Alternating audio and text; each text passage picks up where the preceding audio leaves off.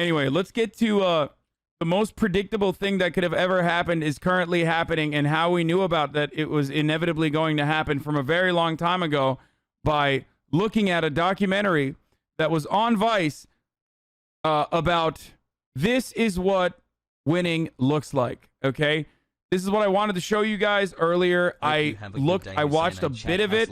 Like, I watched more than half of it. It's an hour and 29 minutes long, but it's fucking gruesome and it's worth it. I watched all the way to like the 30 minutes marker, specifically because I wanted to show you that this is what winning looks like in Afghanistan. I mean, this is like a lot of stuff that I've talked about before. You will recognize one main thing here. For example, you will recognize that there's a lot of talk about pedophilia, things that I've talked about before many, many times. So let's watch.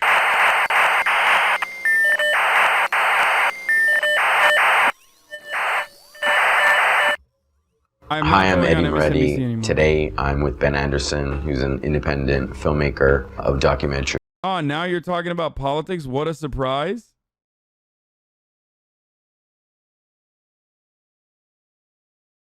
Thank you for the streams. What? Fucking stupid chatters, dude. And a writer. We have a book out right now called No Worse Enemy. Ben has been working with us at Vice for a number of years. He's also been reporting from Afghanistan for a number of years. He was first embedded with British forces around 2007.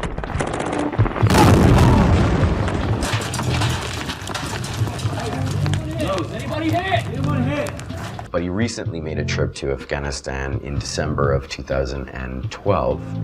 So we're gonna watch Ben's new documentary, which is called This Is What Winning Looks Like. It's a shocking and an eye-opening look at the state of Afghanistan today. Tonight I can announce that over the next year, another 34,000 American troops will come home from Afghanistan. This drawdown will continue, and by the end of next year, our war in Afghanistan will be over. Oh, interesting. It's crazy. Chat, remember, this documentary is like, I mean, I don't even think this is from 2013. I think this is even older. Like, oh, awesome, 4 months. Great stuff, keep it up. It's from 2012. That's from 2012, motherfucker. So when you say pre-watched or whatever, spoiler alert. Afghan forces defending Afghan people and enabling the government of this country to serve its citizens. This is victory. This is what winning looks like. And we should not shrink from using these words.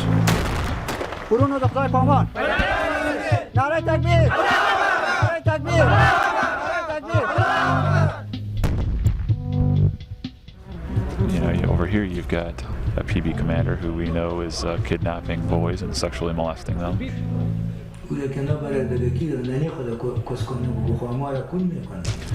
So try doing that day in and day out. Working with child molesters wears on you after a while.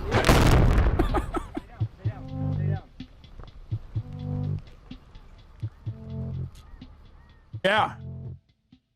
Trigger warning. International troops will continue to train, advise, and assist the Afghans and fight alongside them when needed. But we will shift into a support role as Afghans step forward. But we must finish the job we started in Afghanistan and end this war responsibly. This is what the American military is saying and the American government, but you don't believe it because you've seen to the contrary. Yeah, and the British and American Marines on the ground don't believe it either. I mean, it's all it is now is about getting out and saving face. Yeah. So, and we're not leaving because we've achieved our goals, we're leaving because we've given up on achieving those goals. Right now, that's the only goal now, is to somehow look good as we pull out. It could even be worse than that, because all the fighting has been to introduce a corrupt, hated and feared government who in some areas make the Taliban look like the good guys. And when you remember that the Taliban were welcomed into power in the mid-90s because they looked like the good, just Muslims in comparison to the warlords, it feels eerily similar today.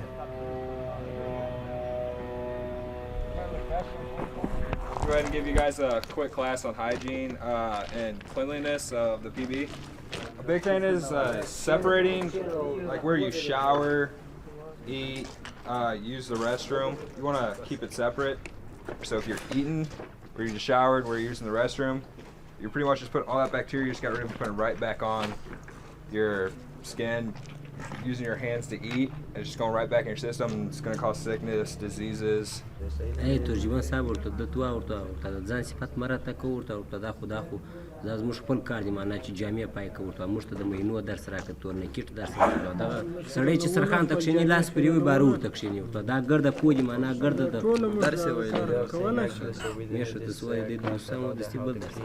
This guy's a real fucking asshole, by the way. I'm just gonna say it, okay? I mean, he's right here in this situation, but he's a real fucking asshole. Also, most of you don't know this probably, but they teach that to like American military members in America as well. Like what he's describing to them is a part of basic training.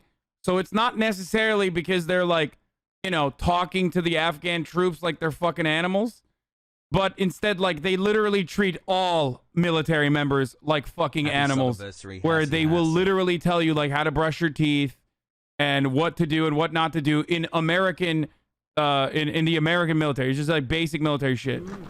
Let me explain one more thing. All right, we're taking time out of our lives. The Marines are. Okay, everybody here is taking times out of our lives to come down here away from our families to help you guys. We're not here to offend anybody. If we say something that may offend you, you know, we apologize ahead of time. Let us know and we'll fix it. Everyone believes that the training is being accelerated now as we leave.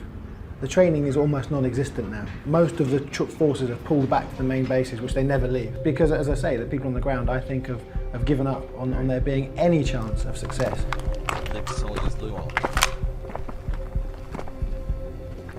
Bundy? It's because they think they're backwards. They don't do that with American soldiers. Come on, Bummy. They 100% do. I don't know if you're a vet or not. I think you said you are, but like, they do. What the fuck? They absolutely do. They'd even do it in officer training. In there.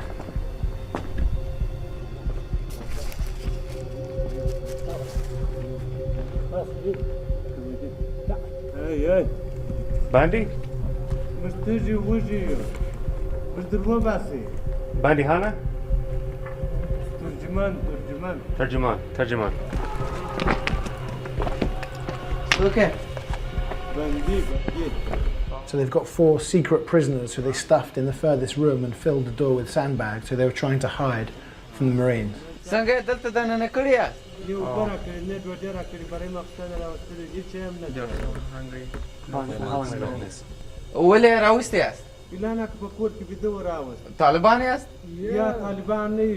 They are?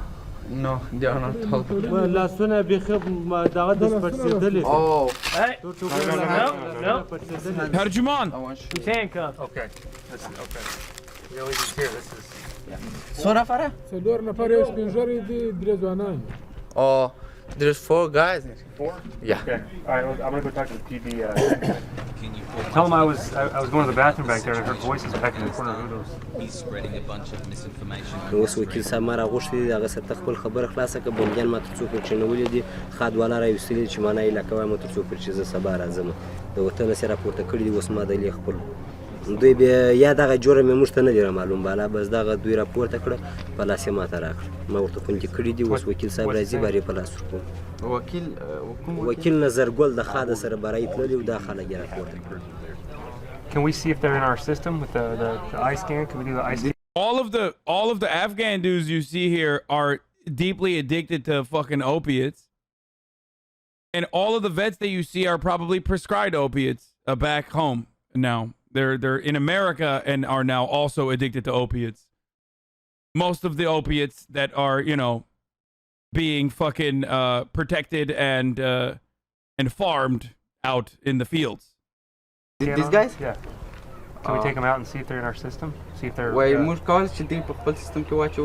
یا ورته بندیان ناست تر څو پورې چې مشر رانیسي دغه رسوانې کې بیا You just read that on Twitter, lol? What? I'm literally watching the documentary with you. How could that have just happened?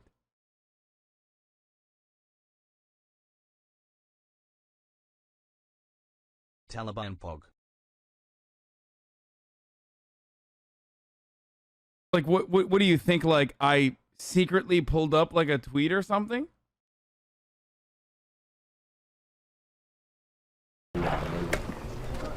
Who dropped him off? Khatab? ترجمان متوسط وکیل صاحب راځي زه به پلاور سم درس ته ورسم برابر خپل خبر ورسره شریک د بندیا په باره کې Can we give them water?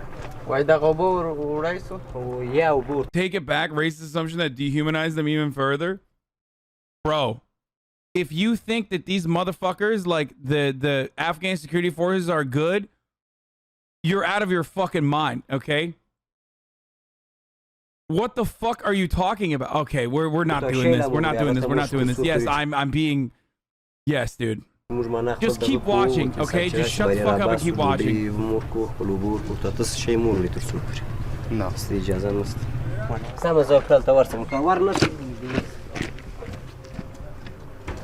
Just wait. I don't want to piss them off. It's their show. They show their prisoners. If they kill them, they'll learn. That's a great way to educate the Afghan security forces, by the way. If they kill them, they'll learn. No, motherfucker, they won't. They won't actually learn. Also, what is the lesson? Like, they're under your command, technically. Like, they're training them. These are the good ones, dude. These are literally the good soldiers, okay? Just remember that. Yeah. We gotta prevent that, though. Right. Doesn't the U.S. military have more, you know, capable kind of resources to do? This is literally nation building from the psyche up. Well, the idea has always been fight your way into a town, clear the Taliban out, then all these other people come in to train the Afghans in governance and build infrastructure and so on. That other bit rarely ever happens, and certainly doesn't happen anywhere near as much as it should be happening, so it's left to guys like him. How can we understand the mindset of Taliban? How can a nation be this uncivilized and behind hundreds of years in the whole world? I don't know, man. What if I fucking bomb you and murder your family nonstop and extract your natural resources, make sure you can't go to fucking school, and then you know, for hundreds of years I'll keep doing that over and over again, and then I'll call you uncivilized when you're like, well, what the fuck do I do here? I can't go to school. The only thing I know is, like, I'll learn how to fucking shoot a gun. At least, like, there's like some honorable higher cause with respect to like purging these foreign forces. Fuck do you mean, dude? What is this, like, uncivilized? Do you know how uncivilized we are here in the United States of America when we are thousands of miles away from any sort of fucking foreign adversary, surrounded by 2 oceans? Think about how fucking hog-like we are, bro. Look at Florida, dog. Look at Alabama, motherfucker. Are you crazy? Think about how uncivilized we are when we have all of the resources. Then you turn around and you're like, man, I can't believe these guys are uncivilized. Like, what the fuck? They have nothing, dude. They literally have nothing. They have nothing. And anytime that they've tried to have something, we're like, nope, that's not for you. We're going to bomb the fuck out of you. We have all the wealth in the world. We have superior military that, like, basically justifies and reinforces our global hegemonic power. And we still have 50% of the fucking country that's like, I won't wear a mask. I'll die for this country, but I won't wear a fucking mask, brother. I will not get vaccinated. You're going to sit here and tell me that they're uncivilized? Look at the fucking place that they're living in, dude. Everything is bombed as shit. We are the uncivilized barbarians, dude. We are. They're making the most of what they got, motherfucker. Who, as you say, are trained to fight, not to do all these very complicated, difficult jobs. And later that day, a local politician arrived. He was the man behind the taking of the prisoners. Was the purpose of the whole mission, the operation last night, just to go get his brother back and get those Taliban, or was there another mission and they just happened to get these guys? دا بندیان و هغه نو ټینګي هغه په کلایګاس کې دي چې وزه د علاقې مزما ورور ته وژني ما دې غواړ وکړ ورک په دې ورځ کې د سنگینه ورک نشوي مشتا ورور وژنو نو په دې خاطر ما دلته کښینو چې ما ورور مړ نه دوی زما سره تبادله کوي زما ورور دوی راوړي په دغه کسانو زه دا وري لکوم نور جوړ موږ نو سره کوو نه بندیانو چې ما چې ما ورور راوځي زه دوی ورن وري لکوم. If he can only arrest Taliban, that's what that warrant was for. Yes, the U.S. pharma companies do not get their opium from Afghanistan. I know. They get it mostly from fucking Tasmania. Most of it is like 75% of the opium production that American pharmaceuticals and legitimate pharmaceutical corporations use comes from Tasmania. I know this because I watched TrueAnon recently, or I listened to TrueAnon recently. So I'm aware of this. But the heroin production comes from the Afghan opium. Okay? That's where the heroin comes from. Okay? The shit that you put in your fucking body when you can't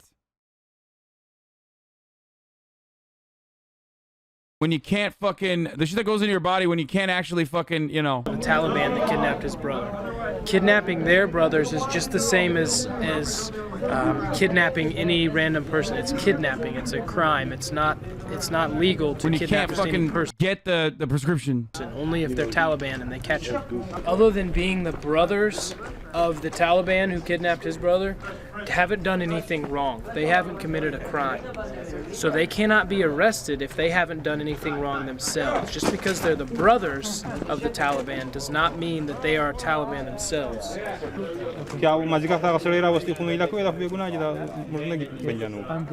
This shows how powerless they are. They don't really know. All they know is 4 guys have been illegally taken, are being illegally detained, not fed, not given water, and it's being hidden from them. They're playing catch-up all the time. That's all they can do. The Marines I was with turned up to spend the night at this patrol base, but the Afghan police had pulled the security barrier down and were selling it as scrap metal at the local bazaar. So they had no security whatsoever in their base, so the Marines couldn't stay.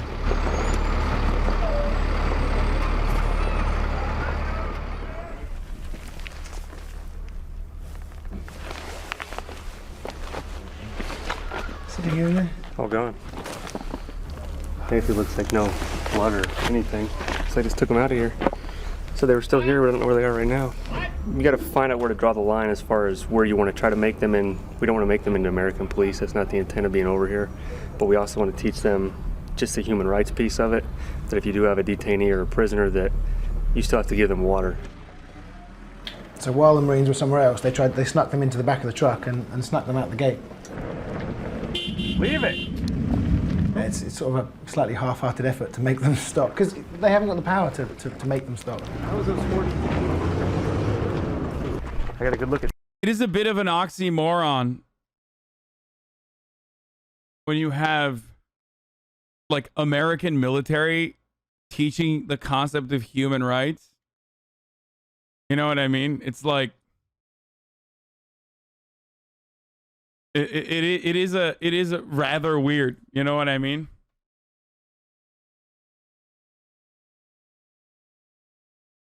Like two of them had their face covered up, so we can still look at the head pictures, see who they might be. It's Hey, if you don't have your gear on, get it on. So after the truck went out with the 4 detainees in the back, 3 surrounding police patrol bases came under attack from the Taliban. South-southeast! How far? At least 300 meters! As soon as the Taliban see the US Marines truck somewhere, they don't attack it. They only attack the weak spots. Right. Although some bullets eventually came towards the watchtower that we were in. Hey, what are they shooting at? Hey, tell them to watch out, they're just a fucking... Talk to them, gentlemen! Truck coming in.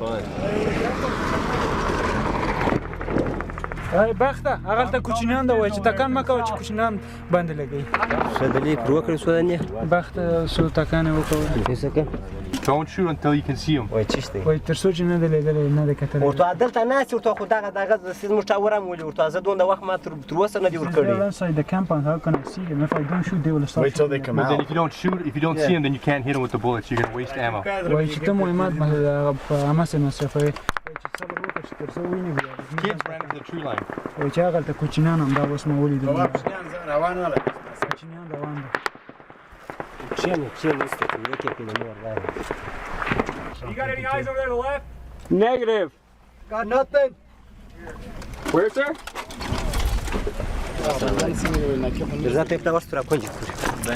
And he was so angry he couldn't shoot. He just grabbed the big machine gun, ran out the gate. I just saw comments saying Vice is bullshit. Like, I get some of their stuff is editorialized, but this is a first-hand account. Like, what the fuck? No, this is like... This is from when they weren't exactly bullshit. They definitely were doing a lot more commentary or a lot better coverage. But also on top of that, this is like, I mean, this is like pretty much the end of the good coverage. I mean, they still have good coverage from time to time, but you know. And then just fired wildly.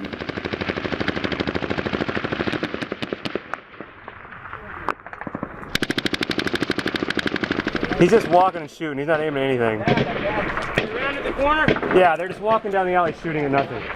They're just walking down the alley like this, shooting.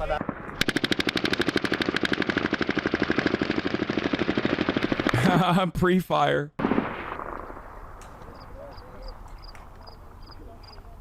وقتا برای ورای که سبی ورای که مهمات برای که Not if we don't have it. I just want to remind you, for no particular reason, that this entire video that we're watching, or that what this video is documenting, cost $90 billion. Just this part alone, the training, $90 billion. Okay.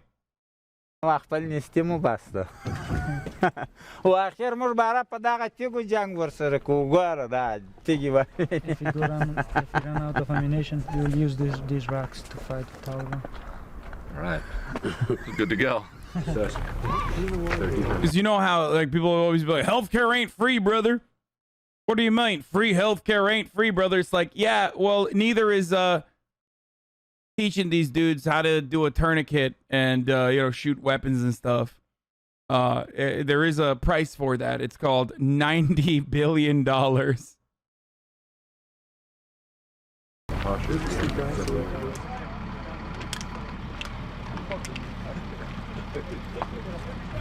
That guy is bi-sitting. This is another patrol base. They're advising the police, and on the police base, there's this huge weed plant, like right next to their little area where they have their meetings. Inside the police base. Did you see weed everywhere? Everywhere. Every police base has got a little garden.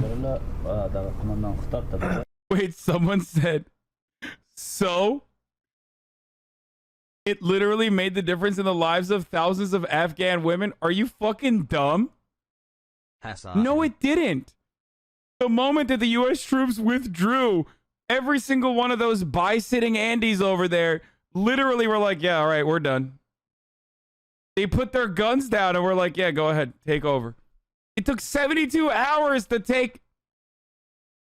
It took 72 hours of the Taliban to take over Kabul, dude.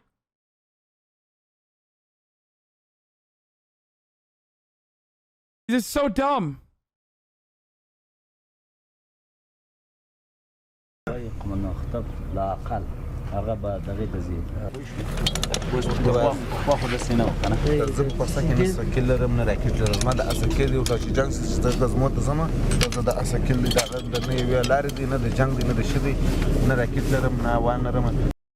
had 20 years of non-Taliban rule is what he's saying, you numbskull. First of all, even that's not fucking true. I get, like, okay, Americans, if you don't know what you're talking about, just stop talking challenge, okay?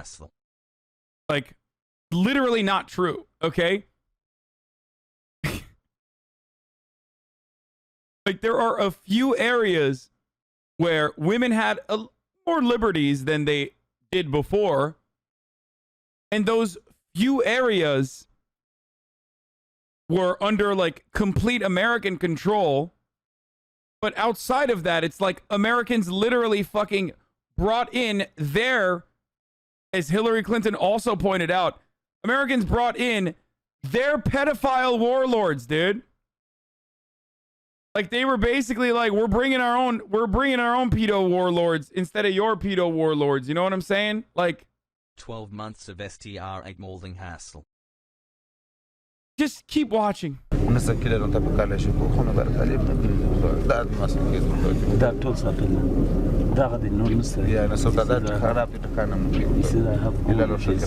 you have two options. You can go to PHQ and you can tell them your situation.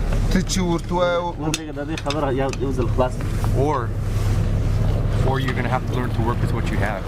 But I recommend you go to PHQ and you tell them your situation and show them that weapon. By the way, we're literally watching an entire documentary that details the harrowing experience of the U.S. forces that had to turn a blind eye to the mass enslavement and rape of Afghan children in the hands of the same military forces that they were training that cost $90 billion. And this motherfucker's telling me like, dude, it was worth it, bro. Like, you know, a couple Afghan women were able to go to fucking school. Like, what the fuck are you, like, what are you talking about? Please don't promote that fucking trot rag. WS is dog shit. It doesn't matter. I don't care about what this fucking thing is saying. It's the New York Times also covered this as well. And demand that they give you more weapons to replace that. They don't understand that, yeah, actually, there has been a transformation. We are supposed to take the lead. They're still expecting the U.S. forces to take the lead. Well, and that's what amazed me is how it hasn't got through to the Afghans yet. I mean, one Afghan soldier said to me, oh no, it'll be great when the Americans leave because all the money they had for weapons and equipment, we'll get that money. And I was saying, it doesn't you really won't. work like no, that. No. And also someone somewhere, I'm sure, has said, remember when we supported the Mujahideen against the Russians, and remember we left all those weapons there, and we had to spend years and millions of dollars getting those weapons, particularly the Stinger missiles, back. We're not making that same mistake again. So these guys have got AK-47s, a few RPGs, unarmoured pickup trucks, a few Humvees, which are not safe enough for the Americans or British to drive anywhere, and that's all they've got. Well, here's the thing. We're trying to get you to the point where you can operate without heavily depending on American. They were right. They were literally right. They were fucking right. Because whatever weapons they left behind that they didn't destroy, which is what they do, because it's impossibly expensive to like ship it back, are now in the hands of the Taliban. So they're not wrong. As far as, you know, the reason why they were like, yeah, you can't have like great weapons because, you know, otherwise like people will steal it. Help. But nothing is going to happen until you sit down and you show us a plan. You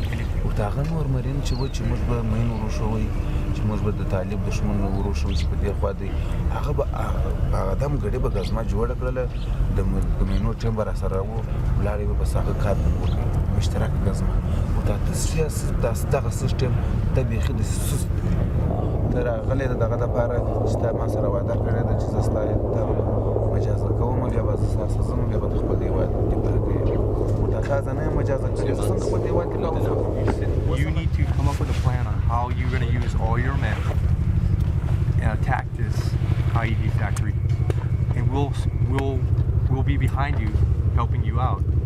But you're right, times are changing. The Marines are no longer going to take the lead anymore. You have to learn how to operate as if we are no longer here.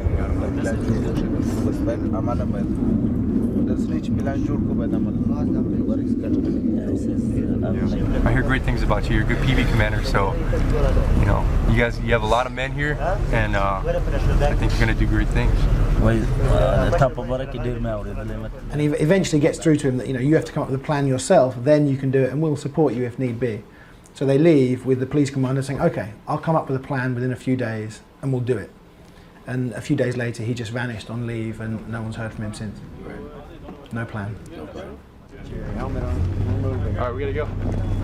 Put your helmet on, Saeed. Saeed, put your helmet on, brother. At another patrol base, as usual, they didn't seem to want the Marines' help or advice. You can just have your guys gather around right here, and then we'll show them what to do.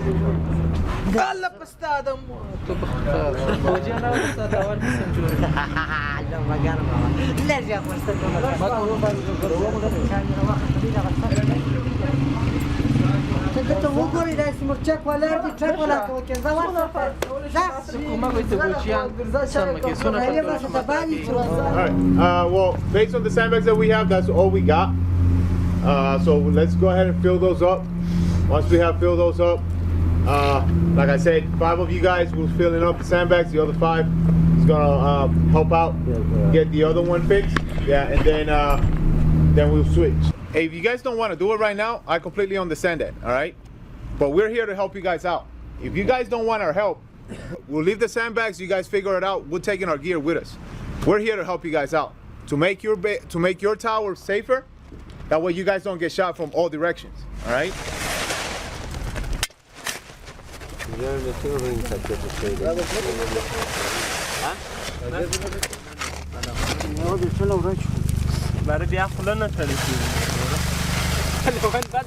Babunas? Anywhere here? Huh? You gonna check? Yes or no? What? What? By the way.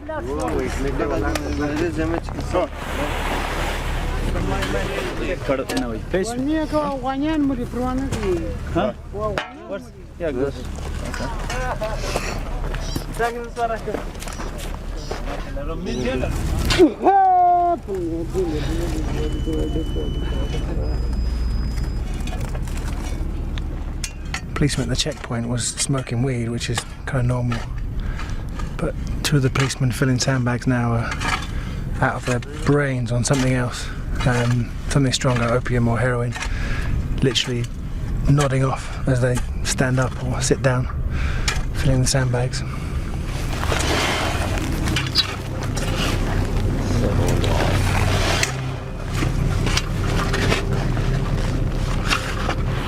So while all that was happening, someone fired a few shots at the watchtower that they were filling sandbags for. Is that him? What's he shooting at? What are you shooting at? What is it? Shooting back to the west. They don't have positive ID. What are you shooting at? What are you shooting at, brother? But the PD commander wants to shoot where? To show forward. I'll copy. Huh? You see Taliban? Where do you see Taliban? Yeah, where? That to wash, huh? Urta daga chuo de taki urta daga bag chuo ki urta dalina si urta wa. Taliban is still in the garden and sometimes they're gonna shoot us. They're in the garden, they're gonna shoot at us? Yeah. Urta yo taki da chuo do taki chuo kra. Purple 4, something like. They haven't seen who just shot at them. They just want to get some shots fired back as a sort of show of force.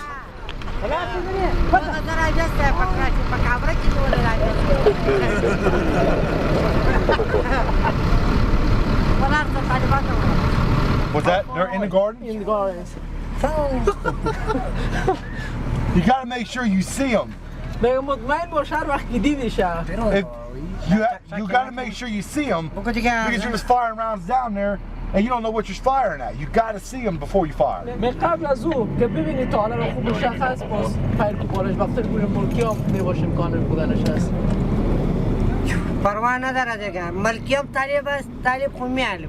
just like I'm saying, just make sure you actually see somebody before you fire, because you don't know what lies on beyond.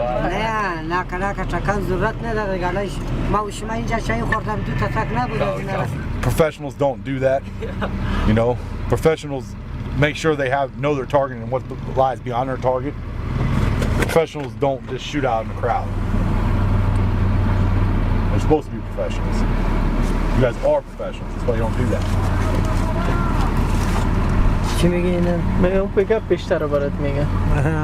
And then 3 weeks later, the deputy commander got shot right through his body and scraped his lungs, and the Marine medics saved him and they found a bag of heroin in his pocket. So I'm sure these guys were on heroin.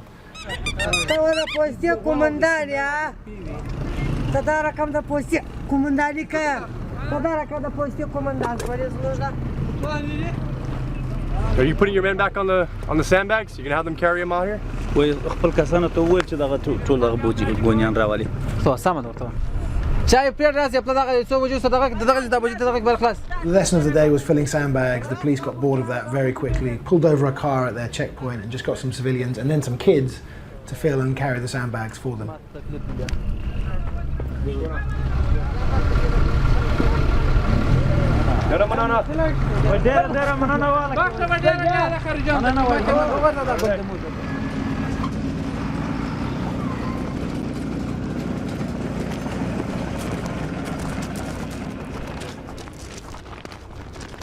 I've seen more military. This is Major Bill Stuber. He's in charge of the police advisory team, 18 Marines who go out to all these bases. He spends most of his time at the police headquarters trying to advise the leadership. But the actual police chief vanished 8 days into his job, went on Hajj, hadn't been seen at this point for 2.5 months.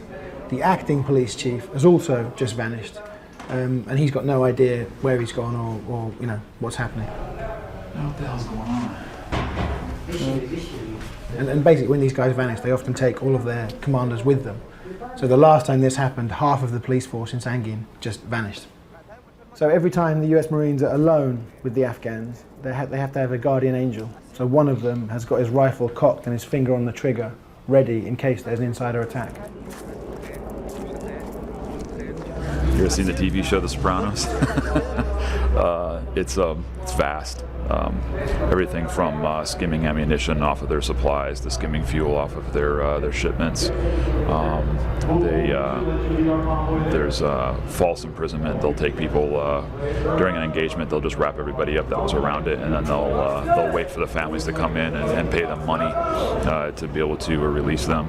All of these vehicles are claimed on their monthly expenditures, so they're getting fuel and oil money for every single vehicle that you see, even though they can't run, they can't operate. They only get a handful of vehicles that operate. So in the district, I think they have 25 vehicles, and maybe only 10 or 11 of them actually work. But they're collecting the fuel money and oil money for all the other vehicles, even though they can't actually operate them. Ammunition's the same thing. We count the rounds when they come off the vehicles here, and it's usually the rounds, the RPGs that are getting sold in the bazaar. That'll happen in transit because they know once they get it here and we take inventory of it, we're very watchful as to what's going on with that ammunition. Oh, this was taken off of a dead Taliban. What's interesting is the guy that was wearing this vest, when he came in, he was in the back of one of these trucks like this, and we went up to bring him a white sheet, and they wouldn't let us cover him. That was kind of disturbing. I mean, there's just a kid sitting back there, you know, and pissed and shit himself, and fucking bleeding all over, and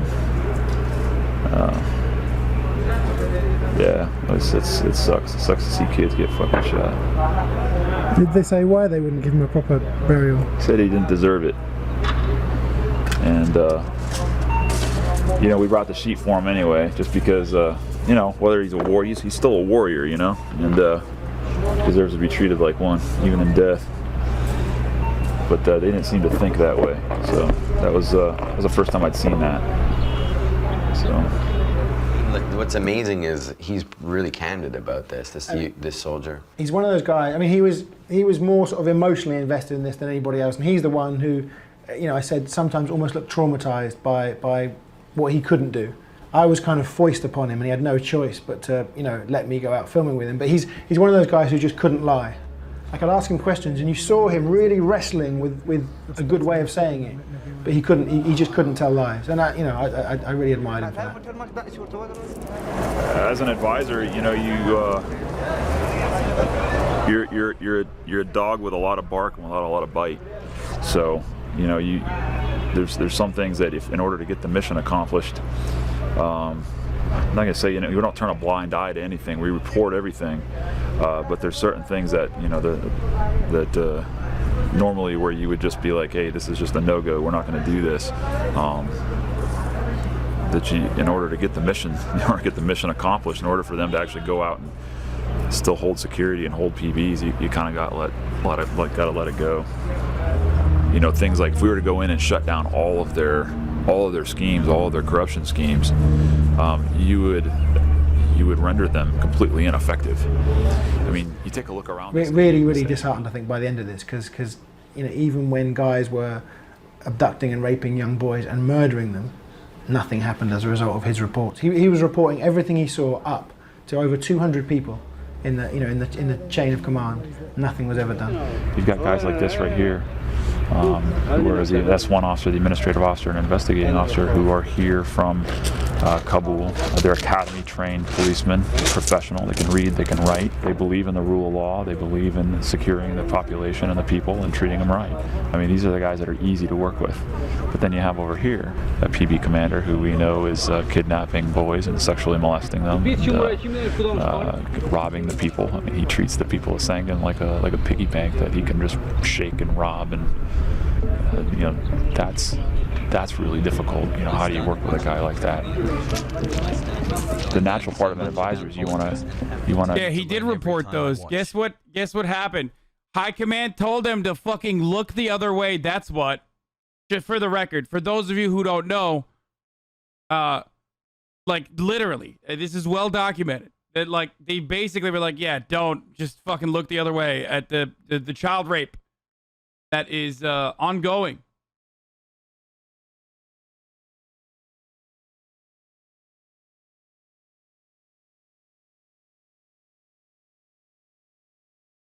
Have the most effect on things, so it's easy to go work with a professional AUP like this, but really where we need to be is working with guys like that. So try doing that day in and day out, working with child molesters, working with people who are robbing people, murdering them. It wears on you after a while.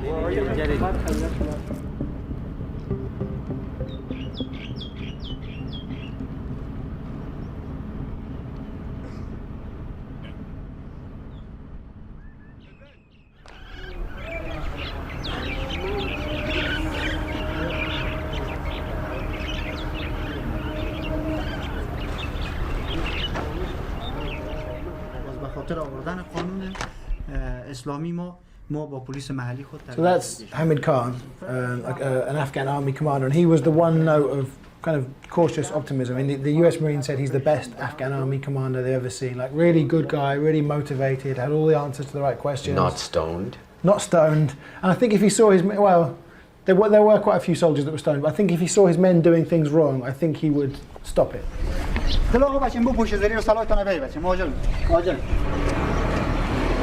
برادرها سلام علیکم.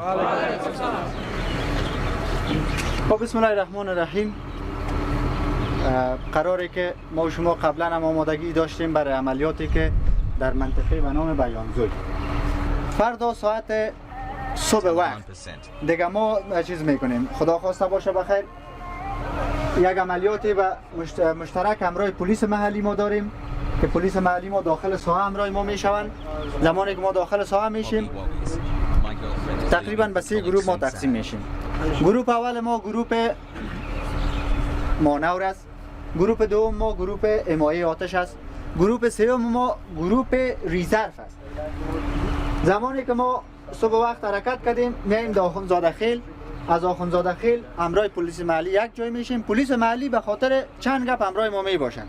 پلیس محلی نسبت از اینکه شناخت بیشتر در مورد دشمن دارن، یک دیگر راهی که دشمن مین نداره، راهی که به اصطلاح مین نداره و دشمن اون نقطه را به اصطلاح مین گذاری نکرده برای پلیس محلی معلوم است. به این معنی که ما اگر داخل ساحه شویم هم با مین دشمن سر بخوریم هم با خود دشمن سر بخوریم، این ما و شما را به یک مشکل بسیار وسیع برمیخوراند در جریان جنگ. بیا خودت دوجا. آرپیجی کی است؟ آرپیجی برو دوجا برو. بیا دیگه آرپیجی. There are all kinds of other issues with the army.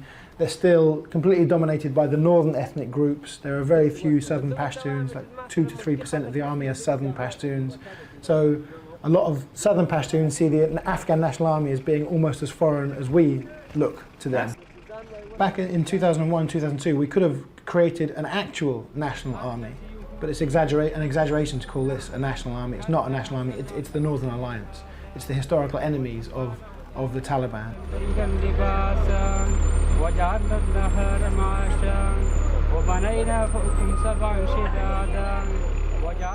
One thing you do see is with these guys is they've got pictures of Masood everywhere. Right, who was the leader of the Northern Alliance. Yeah, yeah. But he was just another warlord like the other one. Well, you talk to Afghans, and many Afghans will say, listen, you in the West love Masood, but, you know, when they shelled Kabul, tens of thousands of civilians were killed. And entering into these southern villages with pictures of Masood everywhere it's almost like me driving around New York with a picture of bin Laden, you know, in the window of my car. That's an exaggeration, but you don't look like the army who have come to protect and serve when you come in with pictures of Masood and pictures of Dostum, who's probably the most brutal warlord in Afghanistan's recent history. Yeah, that's the guy that we talked about before. Prolific rapist and vice president of Afghanistan. So the thing I was gonna say is, well, one, it's top of the hour, so I'm gonna fucking run a 6-second ad break. And two, you can avoid those ads if you subscribe with a $5 subscription or with a fucking with the free one with the Twitch Prime if you want an ad-free broadcasting experience. Also, lastly, I'm 8 minutes late, but do you guys have you can use an ad blocker or VPN, but Twitch Prime is free. Do you have the TOS moments in after this? Like, because I'm sure there are TOS moments in here probably, and I'm really not aware or if there are TOS moments. But here's the ad break now.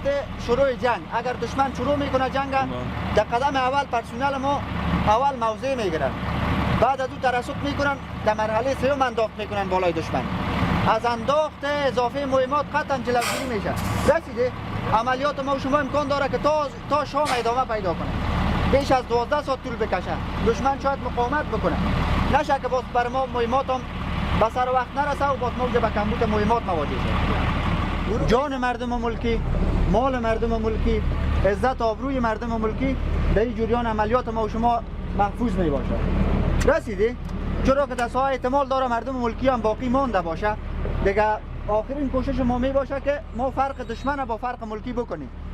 There was a big drive to try and get southern Pashtuns to join the national police and the national army. It failed. So they created local militias. They're called the Afghan local police. Every village has got its men of fighting age. They're tough guys who protect their village. Some are Taliban, some are anti-Taliban. And we just said to all of them, regardless of their history, if we put you on the payroll, will you fight for us or not fight against us? And that's what these guys are. They're the Afghan local police.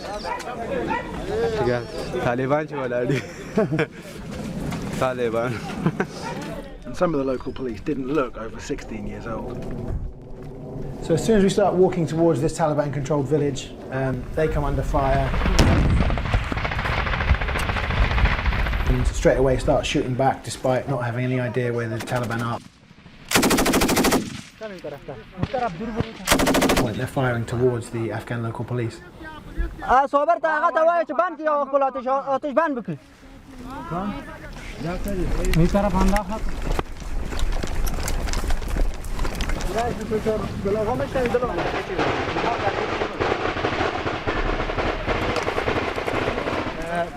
Overside of the river, lots of pieces.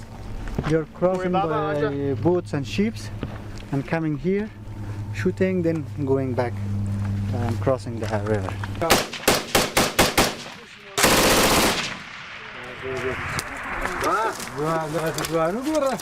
So the A&A are in the first village they wanted to clear, the first village which is still controlled by the Taliban.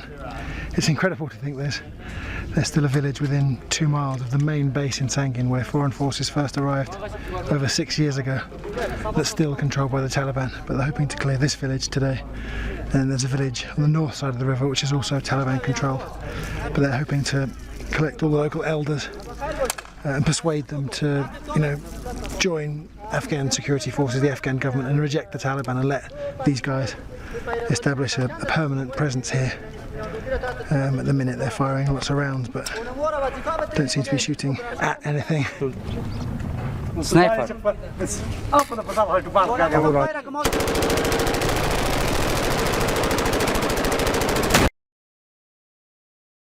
It's called pre-firing. Incredibly effective technique.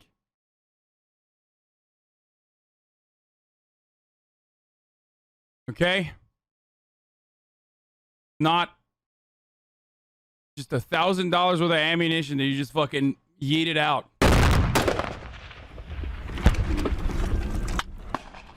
Are there anyone near that? I don't believe so. That guy who's just firing as if he's having a fit, 3 days later fled with loads of weapons, a few rockets, planning to kill the commander. Why? He defected to the Taliban. Holy shit. Insider attacks against Americans and British have got lots of headlines. It's far worse, insider attacks against Afghans. Right. Far worse. And he had 3 people working with him, and they either lost their courage or something, but they were still... Dude, who could have seen what is happening right now? I mean, this video is kind of fucked up because, like, it's in the future, right? I mean, who could have foreseen that this was a bad policy that we had, that we spent $90 billion on? That's crazy.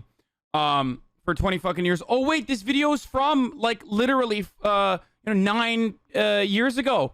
So, yeah, we could have foreseen it. Within that army unit, and no one knows who they were. Yeah.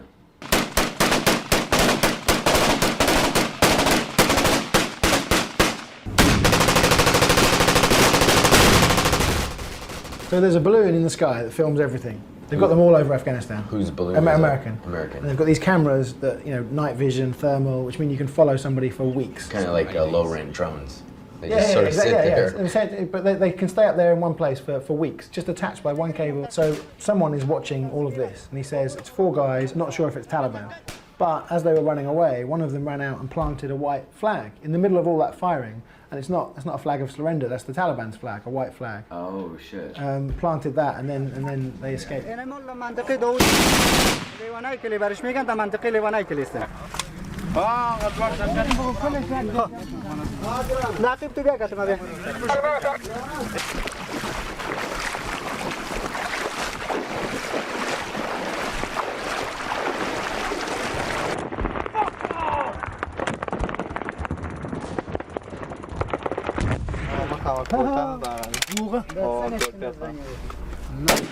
YTF out watching and...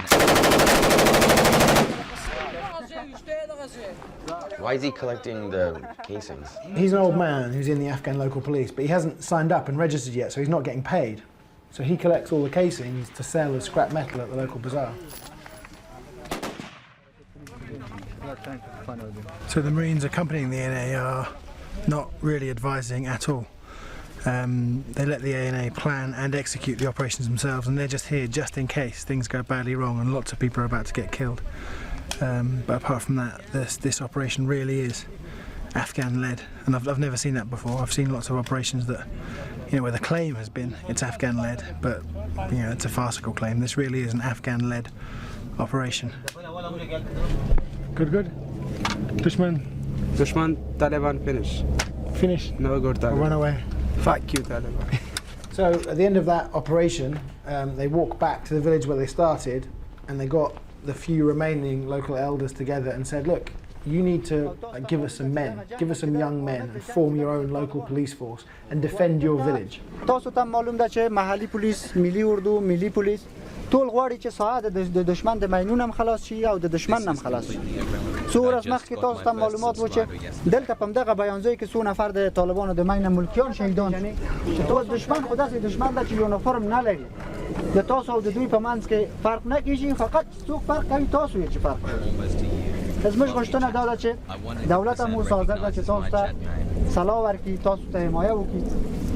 تاسو یو نفر چې محلي پولیس ته راځي دغه یو نفر نه ده، یو کور ده، یو کلی ده. زموږ خوښه خو دغسې د شریکه چې موږ خو ډېر په ازاد یو چې مځکې یې وې کوو، ټکټروانان مو پښې پرې کېږي، کوچنیانو مو پښې پرې کېږي، پر مینو باندې خېږي، حیوانانو معنا تپېږي، سرایونه مو نړېږي. نو دا خو بیخي غټ عذاب و تکلیف دی. معنا د خپلو سرایو د خپلو دغو څخه فرار په دشت پراته وي. په دغه کلي کې شپېته او اویا ځوانان نه دي؟ ولې نشته؟ تر څو پورې د تاسو پښې پرې شي خدای فضل دا هغه سپینګیری وګورئ کاکا وګورئ د خپل کلي کور د خلکو په خدمت کې نن سلا اخیستې ده د محلي پولیسو سره ولاړ ده همدغسې ده که نه دغه تاسو د هغې نه ځوانان هم یو فزیکي قوه هم ورنه ډېره ده ورنه تکړه هم یی دا حاجي صاحب ته وګورئ دغه محلي پولیسو کې ولاړ دی ودرېږئ محلي پولیس جوړ کړئ دغه بیانزو کې 15 طالبان راځي په خپله خوله وایي ته ورته وایې چې مه راځه تا خبره یې قبوله نه کړه خدای بېګا مین ورباندې پټاو شو موټروان یې والوځولو که غواړئ چې په سوله او امنیت کې ژوند وکړئ خپلو ځمکو باندې په ښه شکل کار وکړئ خپل ماشومان هم مدرسې ته ولاړ شي مکتب ته ولاړ شي په راتلونکي کې روښانه ژوند ولري زه چې باسه ستا په کلي کې عملیات وکړم تا ته به خوند نه کېدار یا به ستا پر دماغ بده پرېږدي موږ غواړو چې ته زموږ سره کومک وکړي زموږ سره همکاره سي توپکان واخلي تر هغه وخته پورې چې ته استعمارمندي رسېږي زورمندي مو رسېږي چې ته تقویه کېږي د دښمن سره مسابقه کوي تر هغه وخته قومندان صاحب حمید خان دی قومندان صاحب توري علي خان دی ته راسي د خدای پر لیاز دغه قرآن پر لیاز د علیه السلام بارک پر لیاز باندې بې اتفاقي مه کوو That was pretty amazing to think that after all of this money and effort and bloodshed, all we're saying to villagers like these guys is, we'll give you a weapon and you can defend yourself. So we're asking Afghans to pick sides and side with the Afghan government right as we're leaving and right as the Taliban are as strong as ever. And if I was an Afghan living in Helmand province, it's like, hey, pick the losing side. Yeah, or I wouldn't pick any side. I'd be nice to whichever strong man was in my garden at that point. Then, in the middle of all this, there was a visit from the American ambassador and the British deputy ambassador. I was told it was a symbolic visit.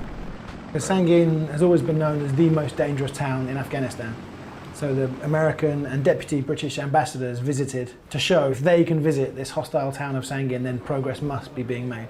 They walked about 150 meters, had lunch, had a briefing where they were given nothing. War is such a fucking racket, dude. But glowing reports about how wonderfully everything was going. So they're not. You're saying they're not staying and fighting. They're starting to move out. Yes, sir. A little bit earlier here, specifically because of some of the operations that have been taking place in our battle space, sir. We ripped out with 1-7 about a month ago and significantly reduced a lot of the Marine presence in Sangin and northern Helmand, and we've seen ANSF continue to hold all those patrol bases throughout Sangin. The numbers may show that there is an increased frequency in the attacks. The effectiveness is far less than ever before. People are talking about security may not be that good, and I showed a map of 2010 where you could see the entire Sangin Valley as a block of red, and now we talk about it in pockets, twice in entire district. And I said that's a good thing. So there's not that sustained presence that we may have seen in the past. So again, it's a continuing growth throughout the district, and it's starting to expand. Working together, it's across all lines, exactly where we want Sangin to be right now. Exactly so it is working? Absolutely, sir. We've got the pull. Sir, these people, they're welcoming us like liberators, sir. They totally aren't just like, okay, give me the bag of cash. Or they totally aren't just like immediately working with the Taliban the moment that we leave the neighborhood because they have literally no other option. That's not happening, sir. The OPSEC is airtight, sir. We're fucking killing it. We're winning. Cooperation, learning thing, that's all taking place? Yes, sir. The advisor teams are really what have taken hold in here. And the ambassadors want to visit Sangin because that shows that Sangin is now, the most dangerous town in Afghanistan is now safer than it was. They're pretty out of touch. It felt like they were there for the photo op and to tick a few boxes and then leave. I mean, the Marine Major, who was so open and honest about all the problems he's having, kidnapping, murder, drug abuse, child rape, he was there and had to sit through this briefing, didn't say a word, wasn't asked a single question. That's a deliberate choice, not to ask him a question. Well, I guess the CEO just wanted to present a very rosy picture. If they turned up and they hear that there's child abuse, murder, drug, kidnapping, all going on, then the whole PR stunt has failed miserably, hasn't it?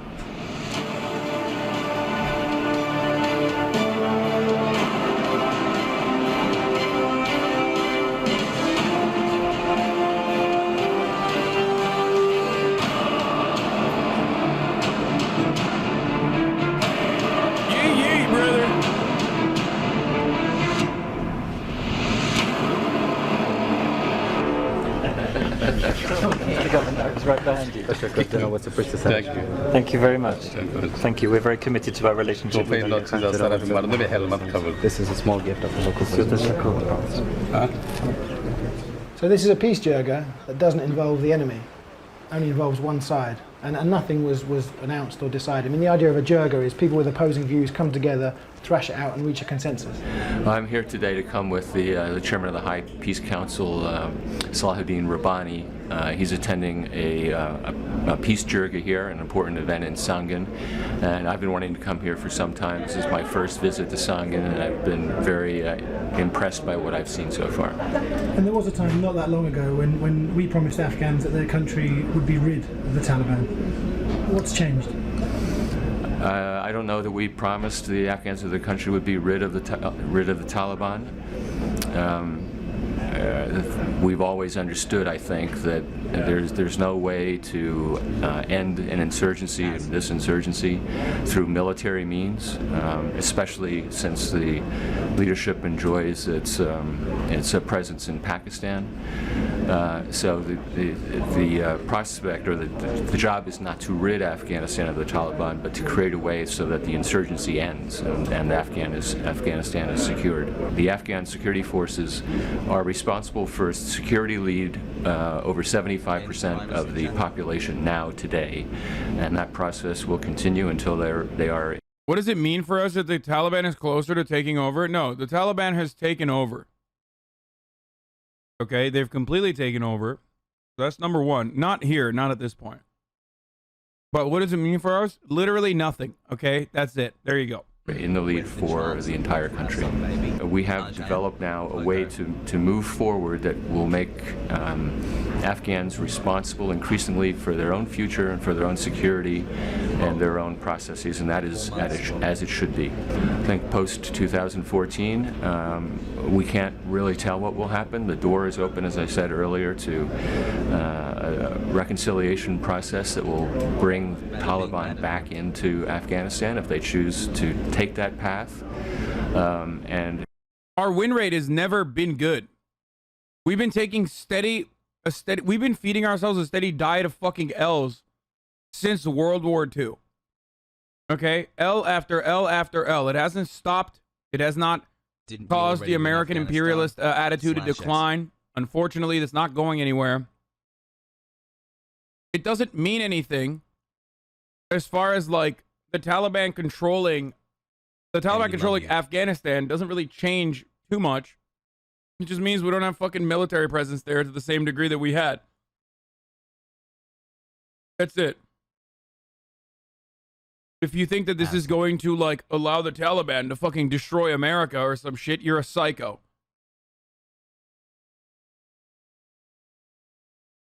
And to the people who keep talking about the opiates and hash production, you're wrong. It's not just that. There's a lot of fucking minerals on the ground in Afghanistan.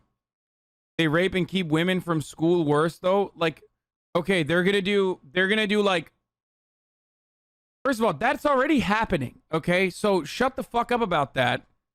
God damn, dude. Like, that's literally ongoing. That is absolutely a fucking consistent thing that was happening. Maybe not in Kabul, but like everywhere else. Okay, so now there's like, you know, Taliban control with 30% more rape and keeping women from school. It happened under our watch. The only difference now is that it's no longer happening under our watch where we turned the other fucking cheek. Are you pro-Taliban? No, I'm not a fucking psychopath. I don't think that a fundamentalist group of psychopathic pedophile warlords are fit to run a fucking country. The issue is the people of Afghanistan need to have sovereignty, okay? Here's a quick article on the mineral deposits. Rare earth. Afghanistan sits on $1 trillion worth in minerals. For our part, we intend to continue assistance and partnership with the Afghans going forward if they wish. We're here today to support the Peace Jirga here in Sangin, which is a gathering of several hundred of the most important tribal leaders from around this area to talk about peace and reconciliation. I think peace involves people making hard choices, and I think it's about the choices that people make, not about what label they are carrying now. If the Taliban choose that they want to participate in politics in Afghanistan, if they choose to renounce violence, if they choose to take part in elections, in choosing of people's leaders, then any group that makes those choices can be part of a settlement here. If they don't make those choices, if they set themselves up against the Afghan state, then they won't be part of the process. I think it's as simple as that. But sorry, I mean, what's changed in that we're now open to the idea of the Taliban having some say in how the country is run? You know, a few years ago. I would just say Taliban coming into power doesn't mean anything when it affects Pakistani-Indian relations and also affects our allies' enemies on choosing if they recognize the Taliban as a legitimate government or not. I think the United States is going to recognize the Taliban as a legitimate government.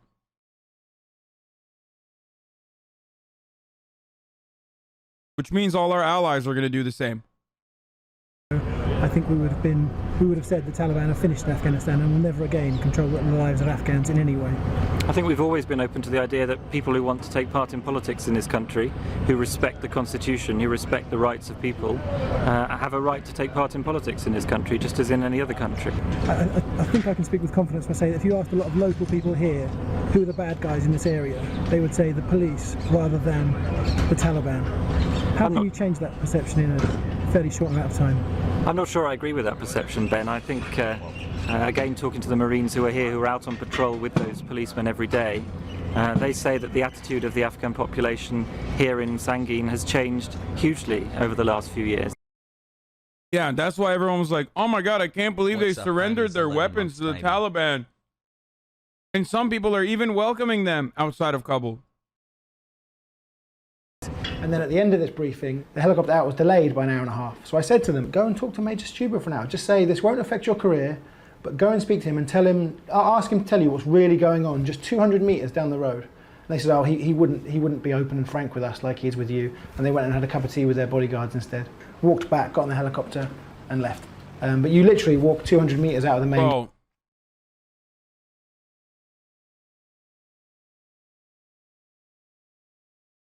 To analyze this, like, historic conflict amongst warring tribes and competing interests that ultimately can be reduced back to, as is everything, having control over commodity production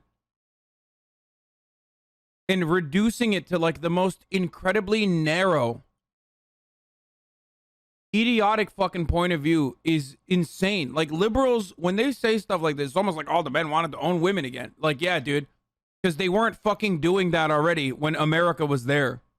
No, they were doing that already. Like, dude, what the fuck, dude? This is no different than, like, I mean, the energy is there, the empathy is there, and that's great. But, like, this is at the same level of, like, idiocy I love you, and narrow worldview as, like, what conservatives engage in on a regular basis.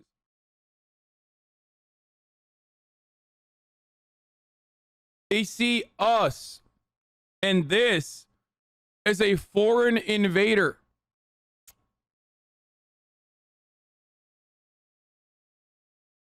Okay? I wonder why. Yeah, the Taliban just, like, has been fighting back against American invasion for 20 fucking years because they just wanted to own women. Oh, wait, they were literally doing that in the provinces that America did not control, or the Afghan government puppet state did not control. Gay. Stop pausing. We're not here for your commentary. You literally are here for my commentary. You'll see that you know, it's not true at all. The exact opposite is true. So ISAF put out a statement after this saying the diplomats visited the once insurgent hotbed of Sangin and saw firsthand. And to the people who are saying, like, oh, it's going to be a Chinese puppet state or whatever. Okay, so what, motherfucker? Let them deal with it. How about that? Okay. I'm sick and tired of people being like, oh, well, what about China? Okay, dude, then we got to fucking do more murder, I guess.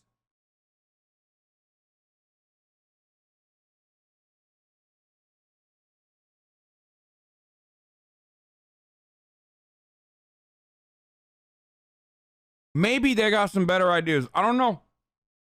I don't think so. But it can't be worse than what we did for the past 20 fucking years. The progress being made there, which I think was the point of going there, really, not to actually talk to guys like Major Stewart. It can literally be just as bad. These guys are, or maybe marginally better, officials. But it can't And be worse. This is literally the they worst. created this local council, elected by 2,000 residents of Sangin. But I spent a whole day with them, and not one of them had a single good thing to say about what we've achieved there. د ځان دغه کې چې د تلفات کم سي او د مشکل کم د زمر سره واده کړ چې په څوارلسم کې به موږ د دشمن جډي بار بیا به موږ ځو او دشمن هغه روغ پروت دی نو زموږ په لسان په هغه وخت کې د بیل زیات موږ پوهیږو چې زموږ په لسان ته مرګ جوړ خو دغه پروژې چې دوی کړي دي دغه مصرف چې دوی کړی دي د دوی مصرف هغه اندازه چې دوی لګولې ده هغه د ولس په ګټه سلم یې سم نه ده کار شوی یا کانټراکټ والا وړي دي یا غله وړي دي یا بل وړي دي یا بل وړي دي دوی چې راغلي په افغانستان کې وو دوی راغلي په افغانستان کې مطلق یا د خودلته کار China is committing genocide? Sam, what the fuck is this out. take? It will change your pro-Taliban stance. Name one foreign nation on foreign soil, unless you mean East Turkestan as like a separate foreign nation or something. Don't do murder. But name one fucking nation outside of the Chinese mainland where China is actively engaging in fucking genocide or anything like of the sort.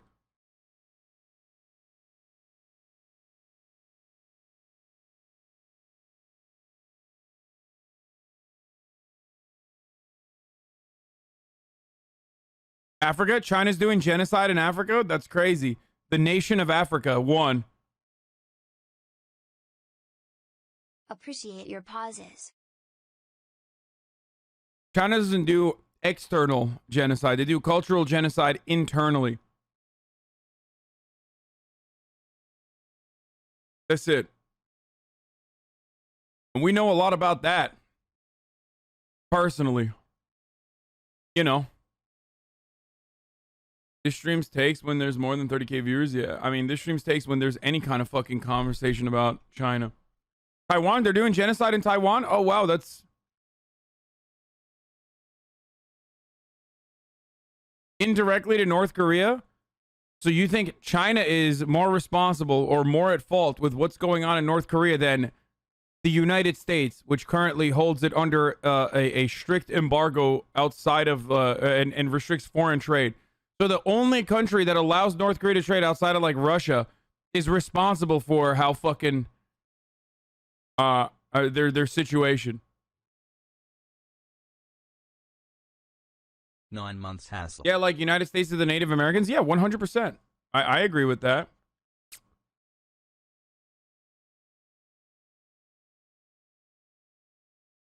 چې دوی راغله مګر دلته کار سخته ونه رسېدی هغه مشکل دوی نشي کولی دوی وانا اوس خپل ځان خلاصوي مطلب موږ پوهېږو چې دوی زموږ کوم امنیت تامین شوی دی چې دوی ځانونه باسي دوی کومه فابریکه را جوړه. America ruins the country and now you want to save money so you can paint your nails and get a haircut, you dog. Yeah, dude, I get a big fucking fat check when America saves money by not continuing to occupy Afghanistan.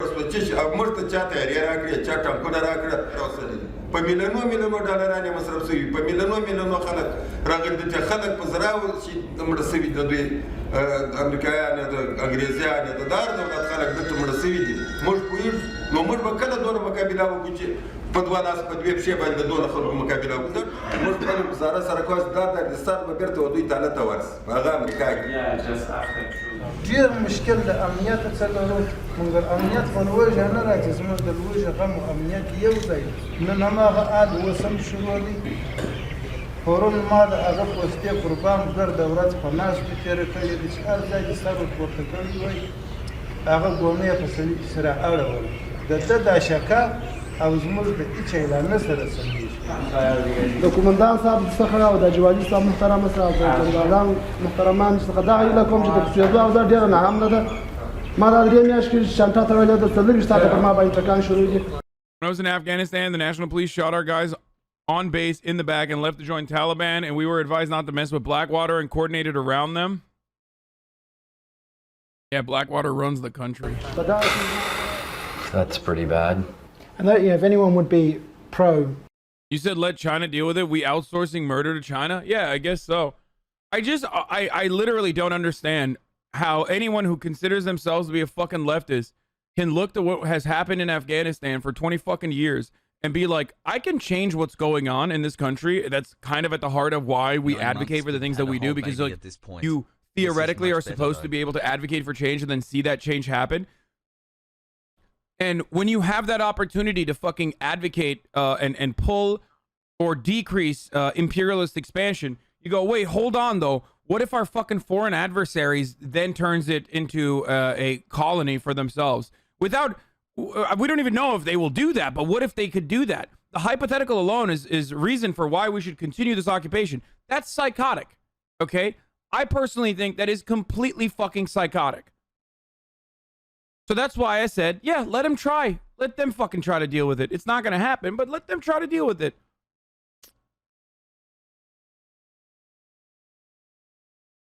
LMAO, China's literally funding the Spanish Mexicans that did 9/11. Why are you defending them? True, brother.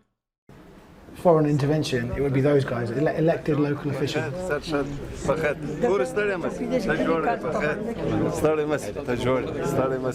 Before that briefing had happened, Major Stuber knew that 3 young boys had been shot dead on police patrol bases. All 3 of them were Chai boys. So young boys who had been abducted by the police commanders and were used as servants. They served tea, but also sex slaves. They're raped by the police commanders. And you see them on every base. You see several boys, sometimes in uniform, sometimes not, but 13, 14 years old. It's very common practice there. 3 of them had been shot dead by the police, 1 possibly by another Chai boy, nobody's quite sure. And he's just found out that a 4th boy has been shot at point blank range in the leg for trying to escape.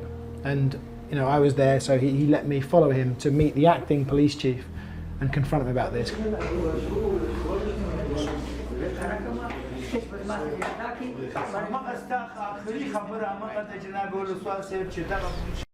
See, not so different after all from our elites. You know what I mean? Yesterday, we had unfortunate news come in. A young boy, about 13, maybe 14 years of age, was shot. Now, there's a couple of things on there that you and I have talked about. We've had all the PB commanders in this very room about having young boys and civilians on PBs. I have mentioned it more than 20 times. I know. Why was there a boy on that PB? What did that commander say to you?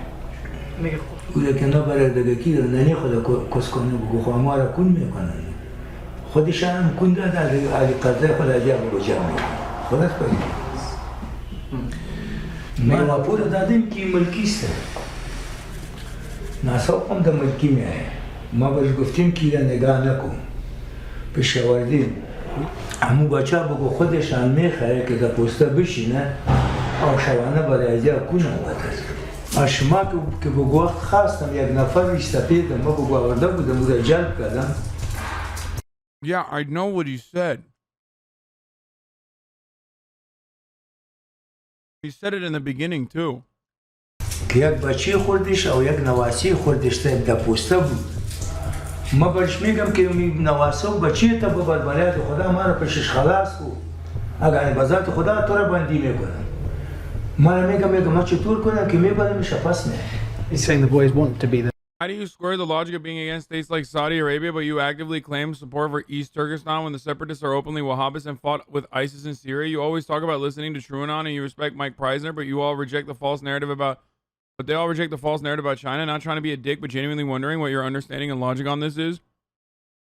I personally believe that there are, of course, going to be separatist movements, but it does not fucking justify America-style treatment. I'm sorry that I am consistent on this matter. The Chinese way of dealing with, and by the way, I'm not, when I say East Turkestan, I'm like using it as a fucking meme, okay? Let's be real. Xinjiang. Okay? Like, whatever you want to fucking call it. Ultimately, there are millions of Muslim Uyghurs that live there. And the way that the fucking Chinese government deals with them is mass surveillance and also cultural genocide.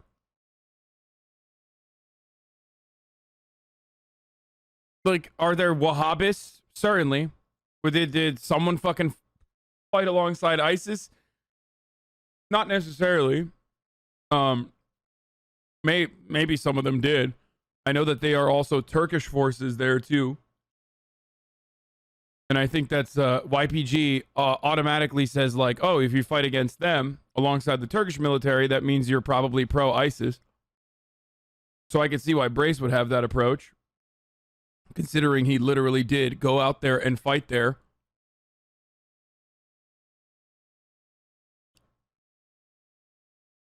Having said that, though, I'm not going to sit here and fucking justify the exact same kind of reactionary approach that American neocons have to dealing with Muslims domestically, okay, as well as internationally, when it's the Chinese government that uses the exact same kind of rhetoric. Like, that's so fucking silly, dude. You literally wrote that. If only you fucking changed some of the words. If only you changed, like, I don't sit here and tell you, like, they're stealing the organs of Uyghur Muslims, like a bunch of fucking liberals who, like, lose their shit. Okay? But you're crazy.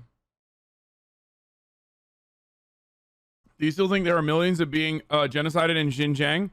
No, I think there are millions that are under mass surveillance round the clock that are forcibly fucking sent to re-education camps exclusively so they can Hanify. Okay, I don't know what the proper term is, but the way that the Chinese, the way that the Han Chinese want to deal with, or the way that the CCP wants to fucking deal with, like, its own territories that they believe belongs to them, they're basically just fucking at the end of a fucking whip or at the barrel of a gun telling you you have to be fucking re-educated so you are no longer what do you call it? So you are no longer like in any way, shape, or form Turkic or Uyghur or a Muslim. Now you're gonna turn around and be like, oh dude, what the fuck? There's actually Muslims though in other parts of the country. Yeah, there are. Okay, what of it? It doesn't matter. They're not allowing it to happen in fucking Xinjiang. Okay, sorry.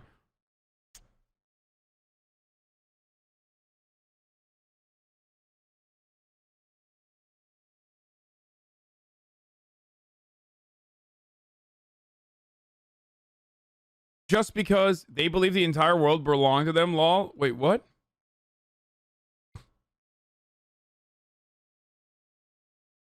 The Taliban is a beacon for Middle East progressive movements? Dude, what is going on? Do I have, like, CIA agents in the chat or something? They're, like, writing stuff to make it look crazy in here? Motherfucker said the Taliban are a beacon for progressive movements in the Middle East, dude.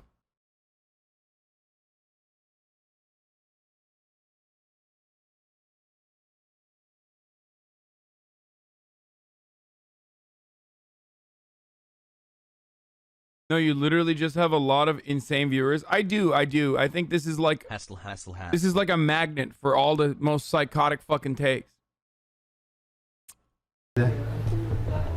Which begs the question, well, why would they be trying to escape? And in one case, they tried to poison. One of them tried to poison the policeman so that he could escape, and that's what led to him being shot.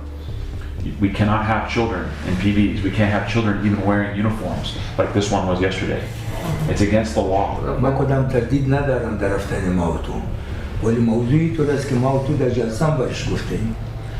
Dude, I don't know why people constantly fucking send me these like insane weirdo sources like, oh, it's all Adrian Zenz, it's all Adrian Zenz. Really, dude, it's that fucking hard for you to believe that a global hegemonic power that is literally competing against America and possibly might overtake America is behaving in a way where they want to create an environment of cultural assimilation amongst a group of people that they consider to be separatists? Like, really? That's that hard for you to comprehend? Like, it's all fucking propaganda? Are you psychotic, dude? Are you literally insane? Of course they're fucking doing that. That's what big superpowers do. You have to be a fucking delusional, brain-dead moron to unironically consider this to be, like, that far-fetched. That's not genocide, though. It absolutely fucking is. If you consider it's what is going on with the indigenous population in Canada, or what's going on with the indigenous population as far as cultural assimilation and forcible cultural assimilation to be genocide, then you have to fucking say it with your chest that what's going on in China is too. That's nuts. And I even say cultural genocide, which is the fucking UN definition, rather than like full-blown genocide. Sure that, you know, those people who are being subjected to that probably don't feel the same way.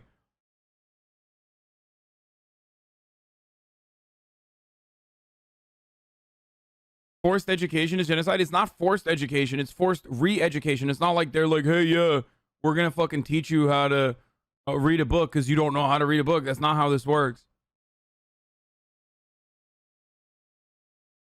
Like, China has done a bunch of wonderful fucking things, okay, domestically. I think we all agree on that, or at least me and the fucking Dengus agree on that, okay? It is also unironically responsible for the reason why every fucking capitalist can turn around and be like, capitalism has uplifted millions of people out of poverty. It's like, yeah, remove China from that equation. Let's see how much capitalism has fucking improved the world and the planet and the fucking third world in general. Okay? And I love high-speed rails, okay? I do. I think it's great. But ultimately, you're a silly bitch if you think that, like, a global hegemonic power that is desperately competing and might overtake America soon, that's literally using American propaganda to justify the exact same thing that they're doing to the Muslims living within their borders. Like, that's crazy, man. That's crazy that that's, like, so far-fetched to some of you fucking psychotic, delusional weirdos, dude. Like, do I believe that the Western media routinely propagandizes every little thing? That's why there's a different designation for labor camps when it's in North Korea, but like, we house 25% of the entire planet's literal imprisoned population, and we're subjecting them to work, and slavery is legal in our Constitution according to the 13th fucking Amendment. But also, we are not doing it in labor camps. We're doing something different. We're mass incarcerating people. Like, I get that, okay? I get how it's different for Americans. So why the fuck do you always behave like an American hog would, but for fucking China? Jesus Christ. Just keep going. The posta که میرو تپلا پت میکنه ما خودم ما به این میفهمم کی کنی مردم اصلا خراب چشم دارن با یک دفعه و دو دفعه و 20 دفعه و 100 دفعه نمیشه که ما برای ازیا میگیم که تپلا را نگاه نکنه کنی را نگاه نکنه تپلا نگاه نکنه ناسوقه نگاه نکنه سر از اون که دیگه برش گفتم میشه ما در پوست رفتیم پیش ما تپلا پت کرد. So this meeting went on for an hour and a half, 2 hours, and as you can see, he's not interested in stopping this practice and doesn't really seem to think there's anything wrong with this practice. Let's do this. Let's get together and go out there and get these kids out of these PBs and get them back to their families. We'll go in there early in the morning. We'll start going from PB to PB to PB. And if they've got kids in there in the morning time and we know that they've probably stayed there overnight, we'll free the kids and we'll arrest the PB commanders. Eventually, maybe to wrap up the meeting, he says, okay, I agree, we'll go out, we'll do a raid first thing in the morning, and we'll arrest these commanders who are keeping child boys. So Major Stuber thought he'd made a real breakthrough.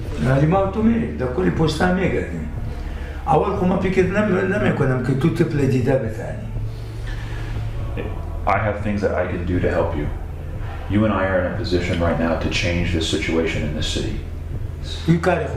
If you do this, people will know. PB is a patrol base, not peanut butter chatter. That you are somebody who stands for justice in this area.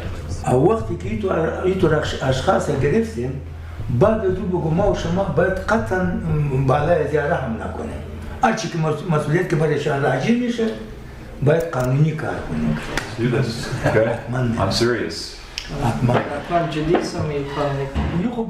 So Major Stuber walked out of that meeting thinking this operation was going to happen, think they were going to turn up there first thing in the morning and arrest these guys. A few hours later, he got a call on the radio, can't do it, operation's cancelled, and to this day, no operation's taken place to even question the police commanders. How rampant is it?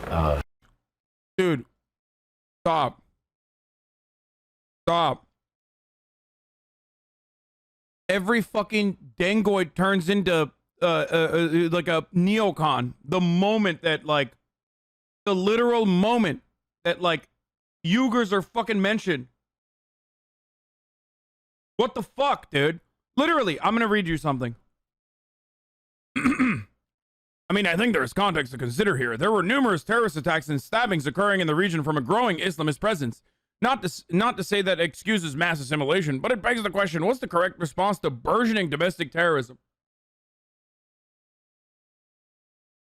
Thank you for not mentioning, Uyghurs. So it made it much easier for me to literally just read out what you wrote and be like, that's unironically what the fucking conservative rights argument is against Muslim terrorism in this country. Yeah, Patriot Act, which is what China did. This chai boy. One of his men who is less cares less about this than he does, said to me, try finding a police commander who doesn't fuck young boys. You don't even have the balls to say that Armenian genocide didn't happen. Are you afraid of Americans canceling you? I admit that the Armenian genocide happened because it did happen, you fucking idiot. That's it. That's literally the reality.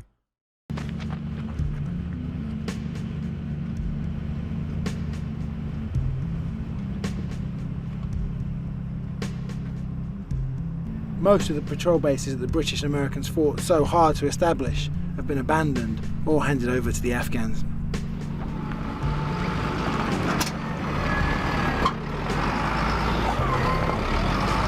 You're reading Turkey's stance on Kurds word for word? Yo, you dumbass. How long have you been in this fucking community? I know you've been in here for a very long time because I recognize your fucking name. You know what my approach is. You know what my opinion is. You know I don't think it's acceptable. So why the fuck do you constantly bring this shit up to make it seem like I'm pro oppression of Kurds? Okay?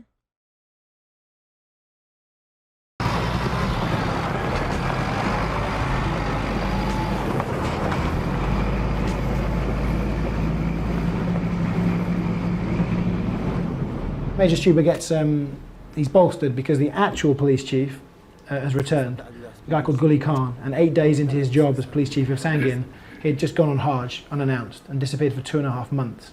He'd been accused of keeping chai boys in the past and been accused of corruption, but said he's come back a new man, and Major Stuber really thought he could make a difference. There's been some things going on here. Bro, he went to re-education camp.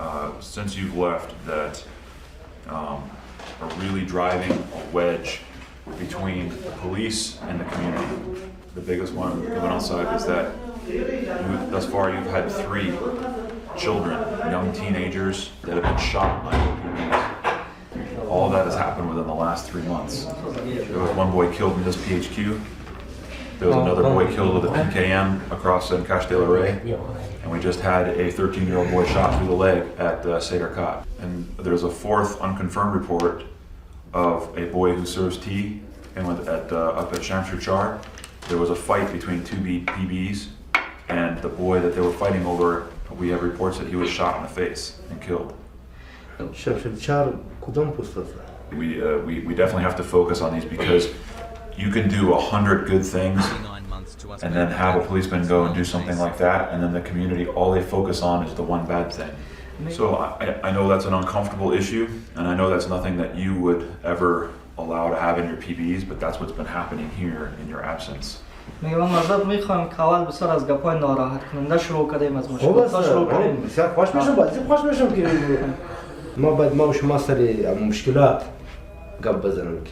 مشکلات چی مشکلات بوده او خوب کار کرده او خوب است خوب وظیفه ما شما است که خوب کار بکنید ولی خالیگاه که دارم ما وش ما بسرزي باس کنه که حالیگاه چی بود چی مشکل بود اینا مینو مثل نمی بسیار problem.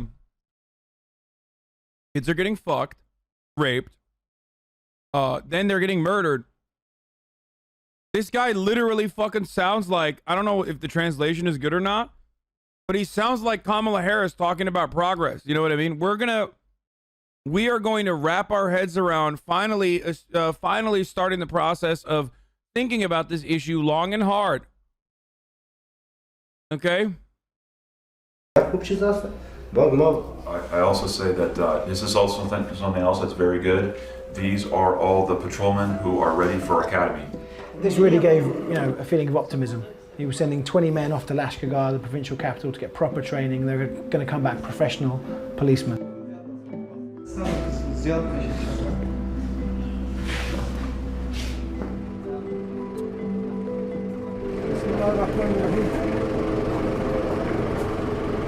ډیرو ګرانو او محترم سربازانو نن تاسې د خپل د نظم او ډسپلین لپاره او د انضباط او ډسپلین لپاره نوې اکاډمۍ ته استخدامیږئ شکر دی تاسې ټولو داسې نوي ځوانان یا چې په تاسې کې زه داسې څوک نه وینم چې هغه دې یا کوچنی وي یا ضعیف وي دوستانو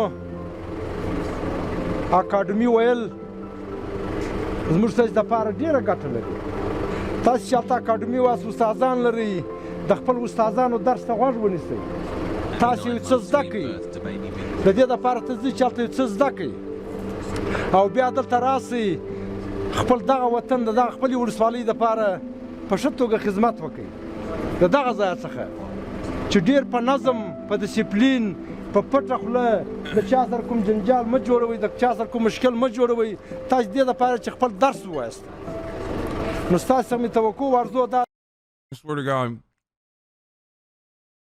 after watching an hour of this, if you still think like, one, we should stay there, and two, oh no, like, what if China goes there? I don't know what to tell you.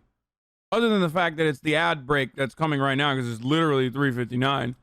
That is one thing I will tell you. Another thing I will also tell you is that if you no longer want to see the ads, all you need to do is subscribe. You can do it for $5 or for free with a Twitch Prime. If you want an ad-free broadcasting experience, of course. Also, on top of that, you can use an ad block or a VPN. China will just build roads in Afghanistan or something to fuck over America. They're going to send in like 1 million fucking Chinese people to go live in Afghanistan, build roads, and like already they're speaking like the regional dialect and shit, okay? I ship Kevin Abstract and Hassan Piker. I don't know if Anthony Fantano knows I'm straight. But anyway, dude. Oh shit, what was I saying? Oh yeah, I was gonna run the fucking ad break first. Twitch Prime is free though. Here's the woman ad break now.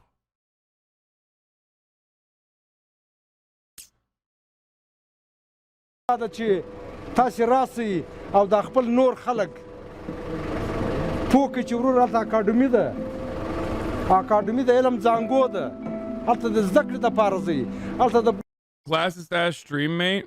Oh, shut the fuck up.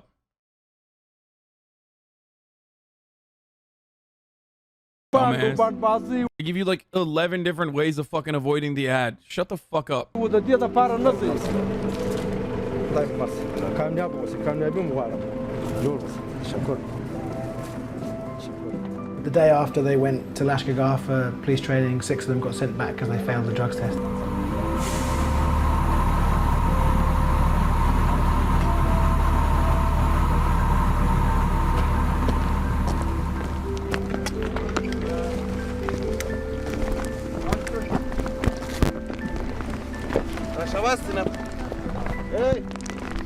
So that was a Marine sweeping the ground. Yeah, sweeping the ground. Behind the dudes walking. Yeah, which sums up the situation perfectly there.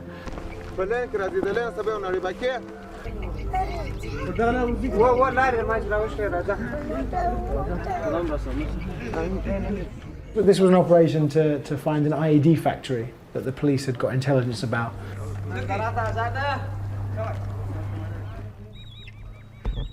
It turned out to be a derelict building with one old Chinese rocket hidden in the corner, which they got out, and then Guli Khan arrived to give a speech to the local elders. His message was pretty amazing. دا خلک چې دلته ناست دي یو لا ولاکه دوم سړی لري څنګه دوم سړی چې دوی دوم سړی تر شا لري یا د طالب سر لري یا ستاسو حاجي صاحب خبره ما نه ده کړې چې ستاسو دي خبره ده نه کوم داسې درته وایم دا ګرده یو سر خلک دغه چې نن تاسې راګرځولي دي دغه چې دلته ناست دا ګرده یا مستري دی هلته په بازار کې کار زه نه وایم همداسې دی شی نشته دلته اوس موږ څه وکړو زموږ به خولې ته ولاکه انسان لا وګوري زه نه وایم خو د دغه څه مسله لښکر نه جوړېږي وایم دا خورا لښکر نشي جوړولی ما خبره بېرته پر ځای شوله چې ما درته وویل چې په دې شاله کې زه انتفاق نه وینم په هېڅ هغه خو نشته نو ولې نشته نو ولې نشته یو د میرمندو پروت دی یو د دغه کلاګر راغلی دی یو دغه دا په قومو به جلا په اسلام کې خو به جلا نه یې یا په قومو سره جلا دي په دین په قومو به جلا یې اسلام خو به یو اسلامي و یو اسلام یو ورونه به یاست نو بیا قومونه څه معنا لري قومونه څه ګټه اوس دا خبرې دي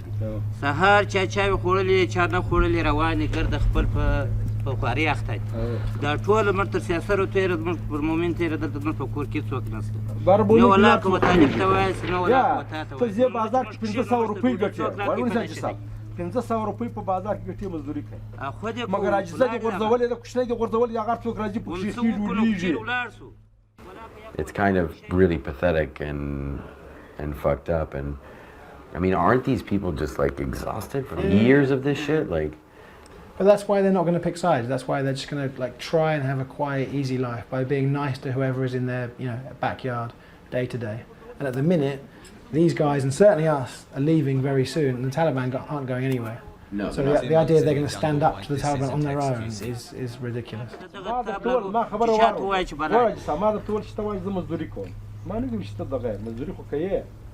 نو چې مزدوري کوي عیال وایي سرنکلات کوله پر کور ولاکه څوک پاتې عجزه چاته وایي ته ولاړ ولې به سطر پرې ولاکه یا تا ته وایي هغه ته وایي موږ په دکان کې ناست موږ دا ګرده ته ورته سراینو ته لاشه کړي یو موږ دا نن چې دا ناست دی د ګور دی دانه خلاصه ده یا بدله دا څوک به کور ته ګیرېږي نو زه څه شم کوم خو زه دا ځم په بازار زه درته دا درونه پورته جواب ورکړم مه کوه خو یې لا ولاکه زه هم دا درونه پورته جواب هغه ټکان ته ولاړ یم چې یا بهتره به دي که یا بغیر به دي موږ څه وکړو خو ولاکه یوه چاره له بله لرو بیا خدایه موږ په واسه اوسې په خدای که یا پر تا باندې ټاپ اوسې یا هم په خدای که په واسه چې په واسه مو سې د دا جنجال له چا خواښه خپل یو ممې د چا سره کېږي چې په تبای ورسوي بنده موتا نه وژني چې خدای پاک مو مړه نه کړي خود مو نه وژني په دې خوا عقیده لرو که نه لرو ولې نه لرو موتا و د دغه عقیدې هم لري This motherfucker is just like using religion to fucking silence them. Like, come on, bro. We're all fucking Muslims, bro, right? He's saying that despite this national army that's been created, this national police force that's created, you're on your own. And you need to not work, not leave your village, and stay here and stop the Taliban from entering your homes and firing from your homes.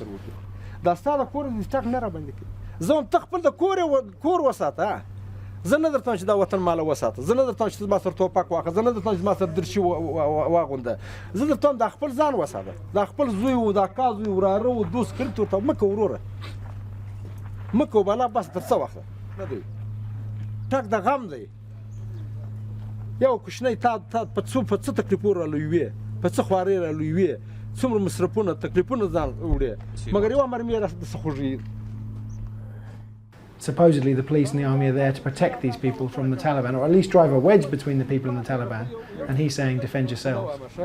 اوس خو به چا زما عسکرو چا تکلیف نه وي درکړی که څوک والي که چاته سپکه کړي که بله کړي ما ته ووایه چې دغه سړي ما ته سپکه خبره کړې موږ سپکه خبره چاته نه کوو هو وظیفه مو ده کور هم تلاشي کوو اشتباه لرو باندې کور هم تلاشي کوو زه هم تلاشي کوو که ټک را باندې وسو ټک هم پر کوو مگر چاته تکلیف نه ورکوو تکلیف ته پاره نه یو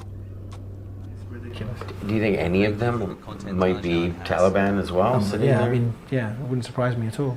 The Taliban aren't this outside foreign evil force that have come in. You know, the Taliban most of the Taliban fight allegedly within walking distance of their homes. There's always some Taliban there, always. زه نور څه نه وایم ښه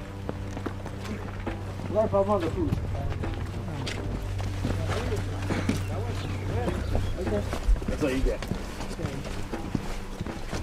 This was the third Afghan army operation. As the other dude also mentioned, like, part of the reason why they're fucking popular is literally because the previous warlord, the previous pedophile warlord in certain areas like this one, like the areas that these guys are in, would have been purged by the Taliban.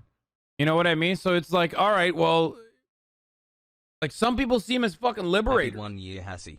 You should come to the No. That doesn't make what they're doing correct. That doesn't make them good at all.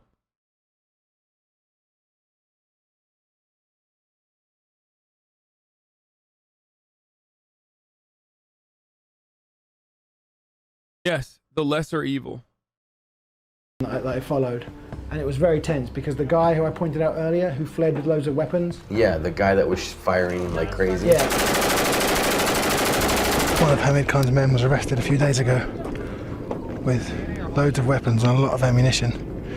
And he was planning to kill a number of the Afghan soldiers. He had 3 accomplices who didn't flee, and no one knew if they were still planning on doing it. Double agents or... This day was, you know, everyone was really, even more than normal, watching their backs. So everyone's on the lookout. If you think that he's starting to hold his soldiers back because we're here... You keep saying Taliban bad every 5 seconds because no matter what the fuck I do, and say, there will always be people that are like, I can't believe you're just like literally standing the Taliban. Like, I can't believe you.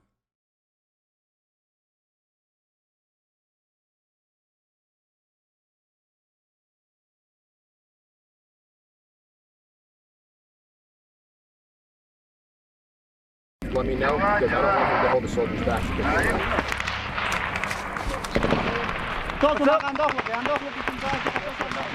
از نقطه میانرودی انداخت ادامه داره، دشمن هم انداخت میکنه، بگو پرسنل ما انداخت دارن، پرسنل ما انداخت دارن. دیگه تیمی که پیش هست، تیم پیش ما زیر آتش هست، تیم بعدی که تیم حمایه است، او از تیم اول ما حمایه آتش میکنه. حرکت کنه. حالت مینون زای مش کنسول شيء هو دیگه تو حالت بازی حالت چه طالبان بیرق دیالت ازی. In this operation, they've got 2 local informers who they've dressed up in army uniform, put balaclavas on, actually gave them weapons later on, and they're sweeping through a village and they just point out who they say are Taliban, and those guys get arrested. فقط یه سو پشتنی په خاطر تاسو بوش سرازی یا بعد رو تحقیقات معرفی. کماندان صاحب دا کماندان صاحب خپل فرزاد سره زموږ شرم دی به خدای شرمنه داخل گذار خدای زموږ اصول قانون یا قانون مراتب دا اوس چاته ته وایي فقط تصمیم یک سرباز بگو که اون سرباز متوجه نمی باشه. یه باید بتای تکشن کماندان صاحب چه سلاح برباز دادن دا گروپ سره تزی 2 نفر دیگر هم گرفتن. Is that like a common practice or a technique? Yeah, fairly. But the problem with that is, you know, people can just point out their local rivals, right, rather than actual Taliban. The other problem with that is, even if they're genuinely Taliban, most of the people who get arrested and detained get released, right, because of money paid to the right people or connections. Or all of them get released when the Taliban inevitably takes over and basically empties out every single fucking prison in the country. The informer said this man was the former Taliban shadow governor. هم مسافه بتیدشون هم زنگونکیشو پرود بتیدشون. در قبول نفرم چه تاسو واسه ولدم مشکوک ده. What's up with this guy? What often happens is they get sent to Lashkar, the capital, but the prosecutor just throws it out for lack of evidence because there is no evidence. It was claimed to me, and again I don't know how true it is, it was claimed to me that the police haven't prosecuted a single successful case in 2 years. Almost.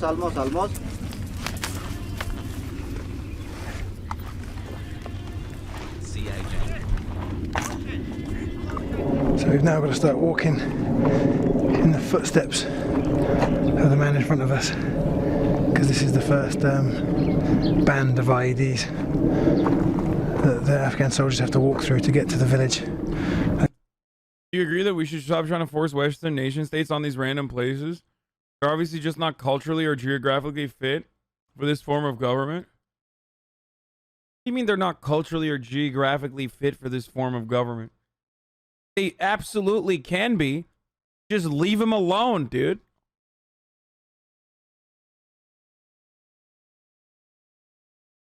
Yo, liberals are so weird.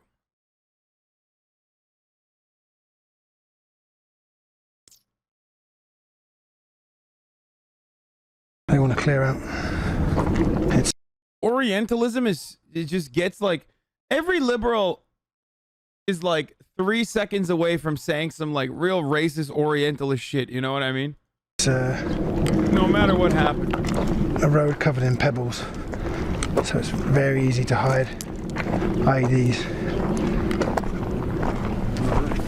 Eh, سر از اون چیز زمان ماین بگو سعی کنم اونجا ماین است ماین پاکستان باشه که ماین نباشه سعی کنم اونجا پیش کامرا بگو خط نبری خط نبری بچه‌ها خبر کو نه نه ماین ندارد نیست ماینو رقم ولا که منو خبر مش تر داوز د خاطر شو سویلان چې کار مونږ خو په دغه لار تاسو زیو راځي دا څنګه بیا تاسو نه دا مې دوم غاښتې شته هغه سړی کومه دا سبا غسه څوک مو خونو د سړک په غاړه کې یا ناست یعنی دا څه څوک نه و چې خلک ته وایي چې تاسو لار نشئ یا شپږوال ته ناست و دغه سره ملکیان و ملکیان د کورو سره ناست طالبان نشکره یا نو طالبان په ساحه کې نه راځي سرکټ کې راځي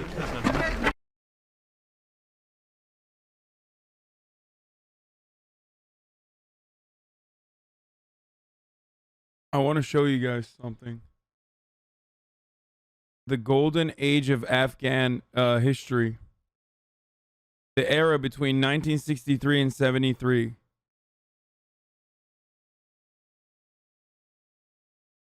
The golden decade.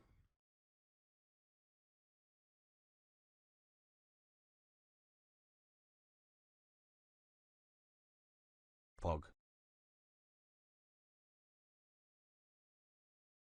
Now, don't get me wrong. It wasn't the entirety of Afghanistan that had this kind of attitude.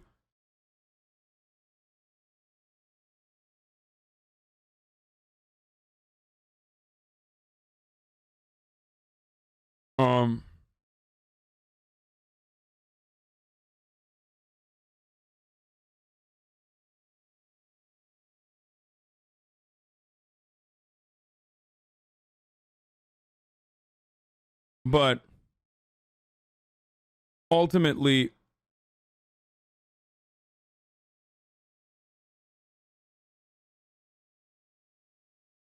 every other fucking country in the Middle East in the 60s and 70s were doing better. As far as like people's liberation goes. But yeah, this wasn't the entirety of Afghanistan. This was Kabul. And obviously the fucking, you know, mountainous regions were still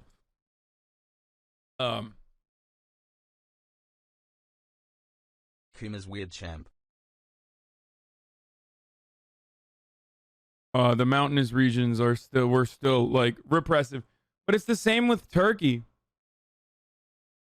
Like Turkey used to be less religious than it is now, or at least the way it presents itself now. A lot of the religious people in the country, a lot of the religious people in Turkey literally fucking are more religious now than the way that people used to operate back in like the 60s and 70s. Sure, people, you know, covered their hair in villages and stuff like that. But never to the same degree of like wearing full-blown burqas and shit like that. And for a lot of and the same is consistent in like North African regions too. North African nations too, because unfortunately with imperialist expansion in the region, there were a lot of reactionary people that were able to utilize the growing hatred towards the West as a way to, you know, destroy, squash secularist attitudes. Do you see what I'm saying? And I don't care if people want to wear the hijab. Don't get me wrong. I don't personally give a shit. But the irony is that, like, there were people who used to, you know, cover their hair and whatnot, of course. It's understandable. It's a part of the religion. And it's up to every woman if they choose to do so or not. Right? But burqas are, like, ridiculous. Like, you are incredibly restrictive. You are ridiculous. You are absolutely being a fucking asshole. And even in the Ottoman days, like, it was, you know, it was never as aggressive as it is now in, like, Istanbul and in other places all around the world, in, like, a lot of these Muslim countries.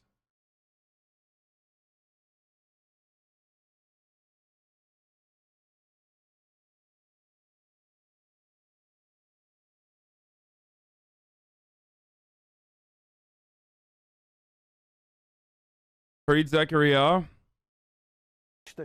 Wait, Fareed Zakaria had a good fucking take on withdrawal? Wearing the hijab was literally forbidden in Turkey. Why are you defending that? It's not true. Wearing the hijab was not forbidden in Turkey, dude. Wearing the hijab in public places, like in public office, was forbidden. Motherfucker. Under laïcité. Yes. But it's not like it was fucking forbidden if you want to wear it, like, when you're going to the goddamn bazaar or some shit.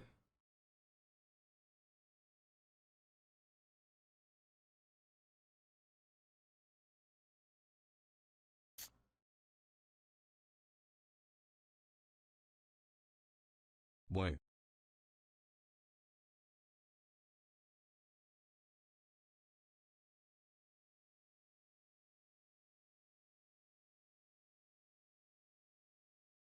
And that was like a massive fucking point of contention. Was Turkey less conservative when you're growing up there? Yes, Turkey has gotten more and more conservative, at least in aesthetics, since I left and even before then.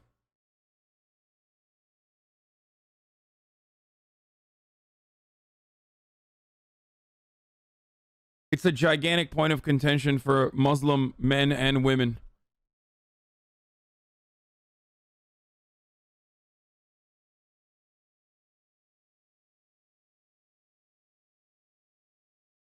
That's why Erdogan regime lived longer than that, because of hijab restrictions. Yeah, that's why.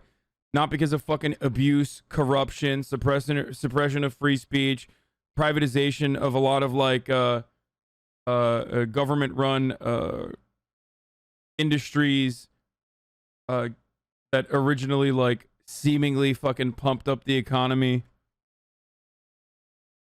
Posturing relentlessly to Western powers. In aesthetics, that plays really well with a fucking dumbass audience. A coup d'etat that certainly, again, was most likely caused by the United States of America. Some people in here think that it's fake. I don't think it's fake. I think it was straight up a Gulen executed coup.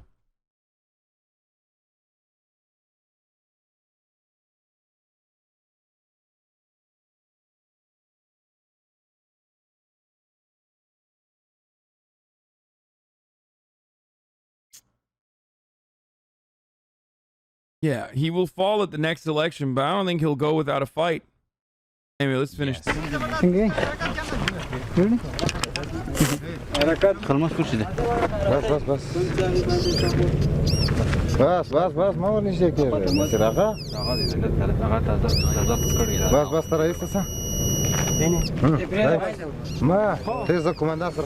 اول تور کنیم قماندان صاحب یک نفر ما میره و اینا رو براتون نشان میده بعد از او باز تیمتون کاری میکنه چی هست همین لاینش خو لاین ماین هست که کاش نکنم من یک دفعه کپولی نه دست نزن نه دست نزن بیجار میکنه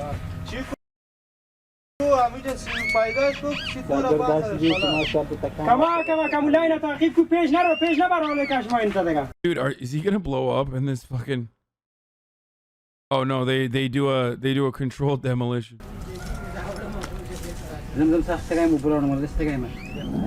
My man says, should I pull it out, bro? Hurt locker. تو کاش که مایدی متوجه بشی خب چه خبراتی که مکان زدی به خاطر او به خاطر هیس واتر ها بخی از اینجا دور بره از اینجا هی دور بره از اینجا دور بره که زیافه چیز داره تو قید نکردین قید کردم چند قید کردین این 2 دقیقه زده بازم میشینه ولی 1 دقیقه پیر است 1 دقیقه شما طالبان گیر کنم مجله را بوس بک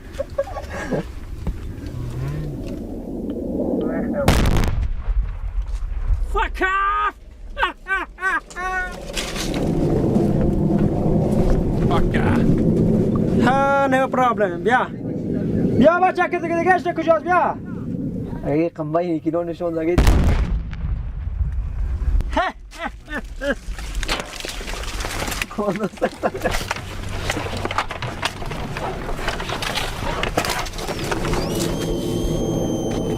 They're just having fun, bro.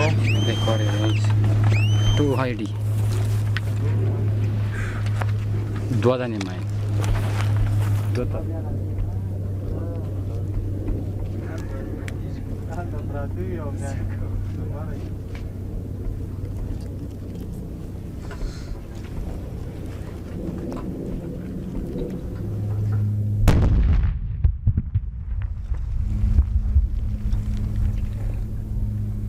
The focus of the operation became to remove this white flag, the flag of the Taliban, not a flag of surrender, and it's within view of one of the patrol bases. So all they wanted to do was take down this flag, and they had a few funny ideas about how to do it. What are you gonna do, Hamikan? Yeah, blow up the tree? You should. They told that they have not enough demo to destroy the tree. Otherwise, we must down the flag. Yeah, the flag needs to come down, I agree. That's near to our PV, and that shows the Taliban power. But they have no power, they only up their flag here. فلتین ولکه میشه یک دو دور دکرد درخت میزنیم دی کی راکت دیده بیخ درخت دی و چپا میشه راکت دینش کجا تو هدف زن داری میزنه راکت اون نزدیک شون از جا از اونو دیده شد لامبار کنه دیده بغلک نمیتونه زدن نمیتونه شما استقامت شرق ما را ترصد کنید که بیرق پایان میکنیم که کسی سر Bro, like just come on, shoot it with a bazooka from the side. And the guy's like, we don't have anyone that has that level of skill, dude. That's awesome. سری بچه انداخت نکنه appreciate the work you do.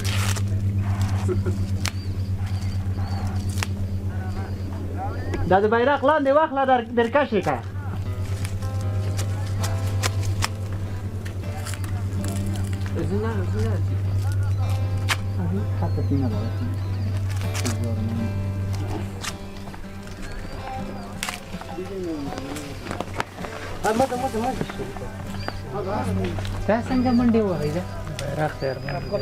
Pretty funny that they like were trying to blow up the fucking tree and almost decided to use a bazooka when it was that easy to fucking take down the flag.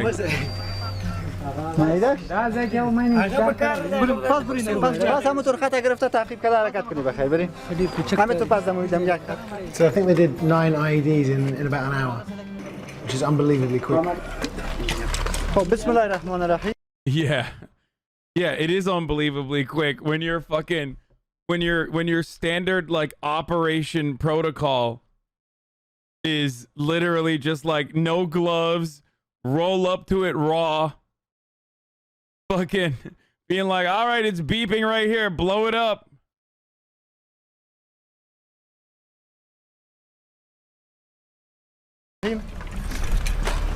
عملیاتی را که ما شما پیش بردیم شکر خدا دستاوردهای بسیار زیاد داشت در قدم اول همی که دشمن در ابتدا بالای ما انداخت کرد پرسنل ما تانستن کم دشمن ضربه بزنن و هم با یک مصرف مهمات کم بدون تلفات ما تانستیم که دشمن از سایه ما رو دور بکنیم که ما Dushman is the same word in Turkish, by the way. تانستیم با کمک مردم محل نقطای مین تثبیت بکنیم. همو 8 9 مینی که بود 8 9 مین ما از ساحه خونسا کردیم. بیرقی که دشمن بالا کرده بود به خاطر نشان دادن قوت و قدرت خود ایرم تانستیم پایان بکنیم. با یقین که ما برای مردم خودم نشان دادیم که ما انشالله توانایی از این داریم که پیش از 2014 پیش از این که خارجیات افغانستان به اصطلاح تخلیه بکنن ما توانایی از این داریم که مسئولیت امنیتی افغانستان به دوش خود بگیریم. همین که ما امروز میپذیریم با همه کمی و کاستی خود داخل ساحه میشیم، برای خارجی میگیم که شما را دیگه ما ضرورت نداریم. دیگه شکر خدا از نقطه نظر تشکیلات، از نقطه نظر تجهیزات، از نقطه نظر مورال، از نقطه نظر فعالیت. I have no fucking idea what language they're speaking, by the way. It sounds a lot like Farsi, but they're speaking Dari. Pashtun. It's Pashto.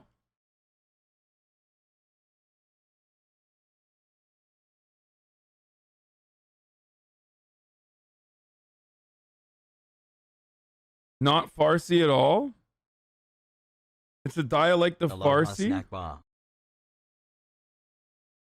Yes, I know the Taliban spokesman said the war is over in Afghanistan, bro. I know. Yeah, thank you, Captain Rico, for the 5 gifted subs. Dari is the Afghan dialect of Farsi. They're speaking Pashto.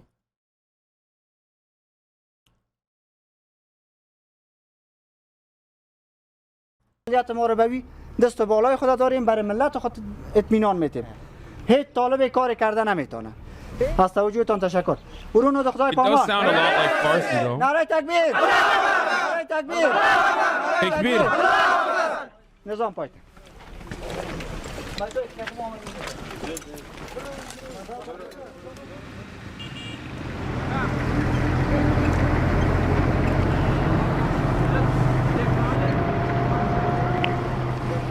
Okay.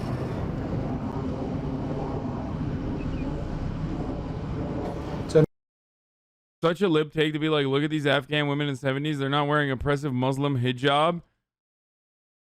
Bro, do you not understand that being prevented from wearing whatever you want, which was the case in Iran, hijab was restricted, is also oppression? Yo, do you want a fucking hot take, dude? I'm going to keep it 100 with you. Countries with 90% Muslim populations should be allowed to fucking implement laïcité if they want to.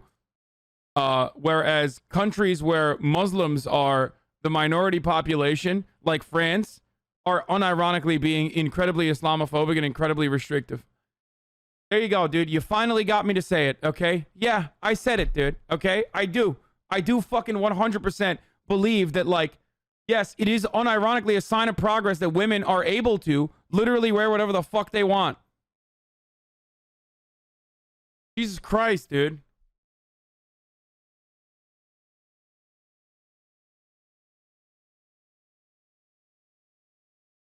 Especially as it pertains to, like, so license day for Turkey, but not France. Very bad take. What the fuck? Yes, not France.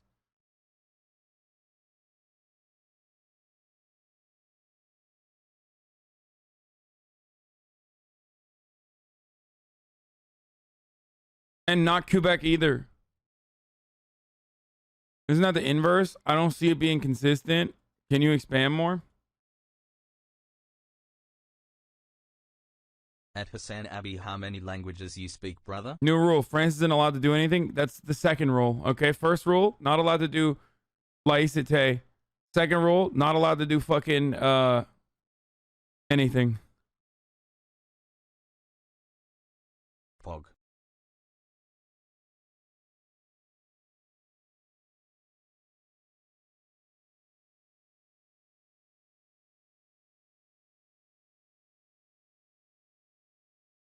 Like, you fucking, me pointing to women being able to walk around like this is not anti-hijab, you dumb fuck. Women being able to wear, like, whatever the fuck they want is, unfortunately, given our patriarchal history and patriarchal constructs that are deeply embedded into every fucking societal development, is a sign of progress. Okay? This has nothing to do with, like, letting women fucking wear hijabs if they want to or not. And everything to do with like this, unironically, is a sign of fucking progress. It literally is. You can't do that in a lot of countries that lose sight of that progress. So shut the fuck up. If laïcité is what it takes, like... Can be considered male version of hijab.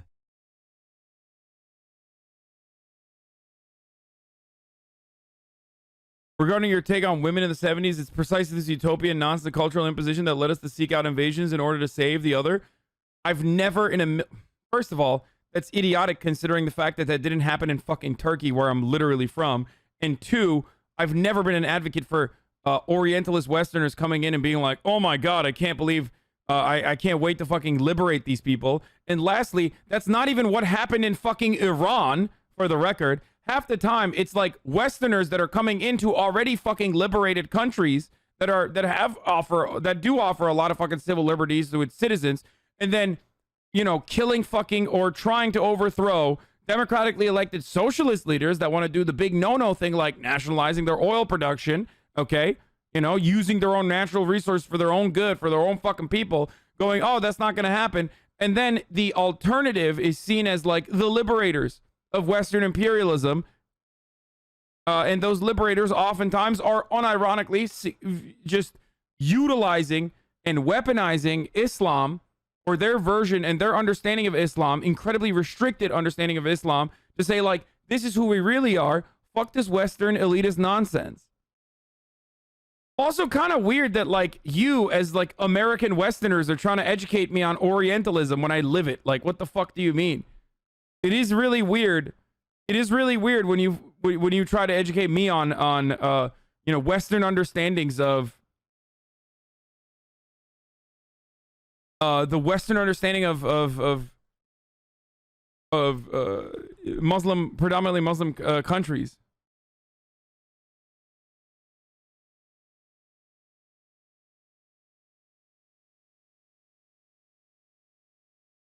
Stop pretending you're not an American. I am an American citizen, you fucking idiot. I am. I'm an anchor baby. I have an American citizenship and a Turkish one. I grew up mostly in Turkey. I grew up in Turkey until I was 18 years old. Huh.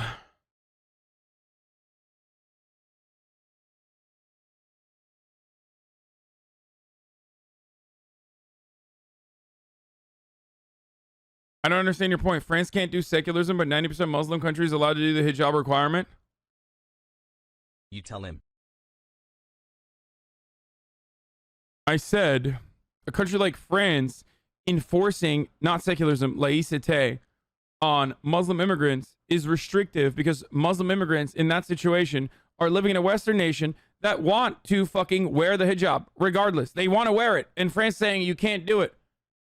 However, when I said the 90% Muslim country requirement, or the 90% Muslim country thing, I said, I don't have a problem with laïcité when it happens in a country that is predominantly Muslim.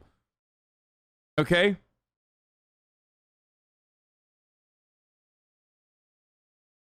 Because in that circumstance, you're functionally offering people the liberty. And if people still want to wear the hijab, then fine. That's okay.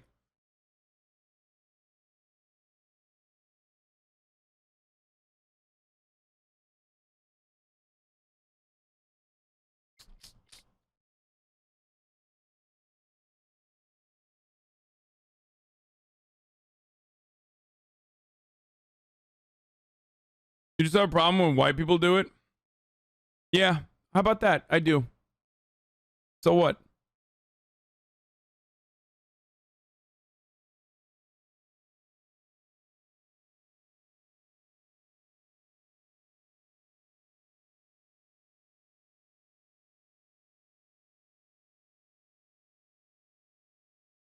But it has never worked. It only sounds good in theory. In Turkey, it failed. And in Iran, it was implemented by a terrible, incompetent government. Wait, what?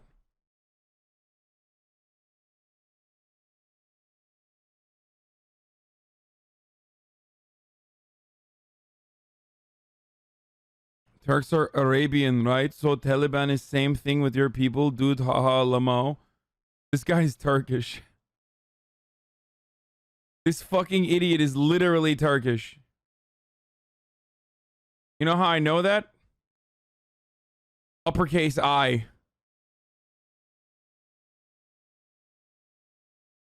This fucking Turkish dumbass. Geri zekalı.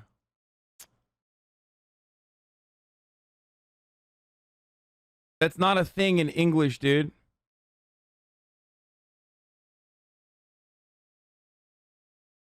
Yo, peep this article. Because we have and E.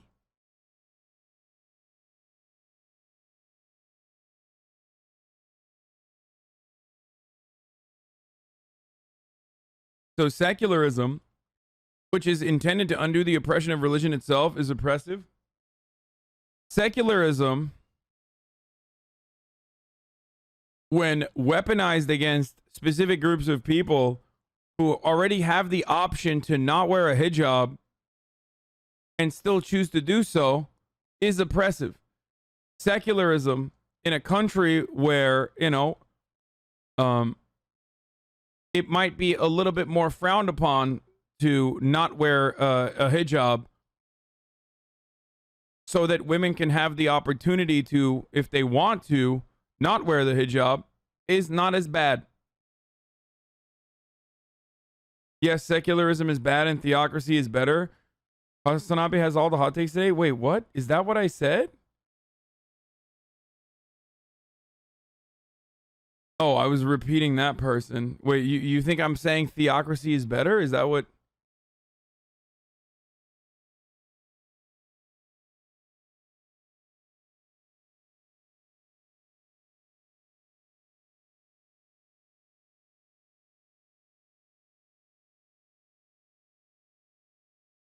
The de-Islamification of these majority Muslim countries is incredibly difficult. Turks resisted it and Iranians resisted it because the government was just terrible. I'd like our country to be secular, but it takes time and progress. I don't know if banning the hijab all at once will ever work in the Middle East. I mean, it literally did work in Turkey. It kind of did. It's not like people were like, oh my God, I can't believe you're going to the fucking school in one of the villages while wearing a hijab. Like, that's fucking bullshit. But yeah, that's not what was happening.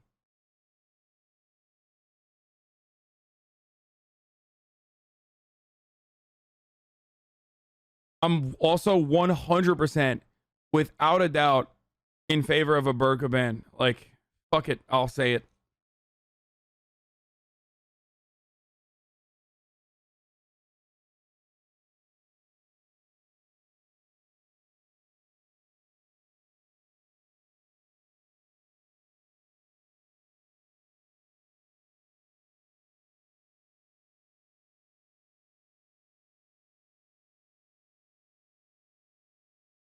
Okay, but would it still be oppressive if all forms of religious expressions in public places were banned?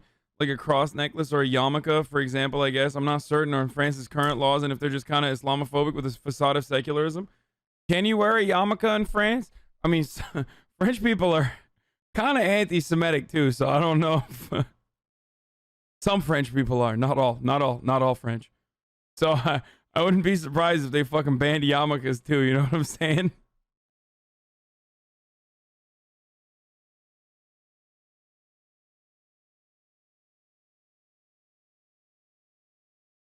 As a Sikh, we can't wear turbans in France. Wait, that's what I'm saying. That's ridiculous. That's literally fucking ridiculous. And I don't have a problem with women that want to wear a niqab either, by the way. Don't get me wrong. I just want to be able to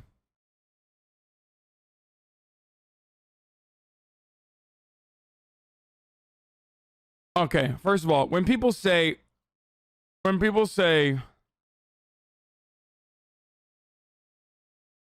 what about nuns of the Amish law? I don't know what you mean by the Amish, but when you say what about nuns, like that's like a uniform, dude. We're not talking about that.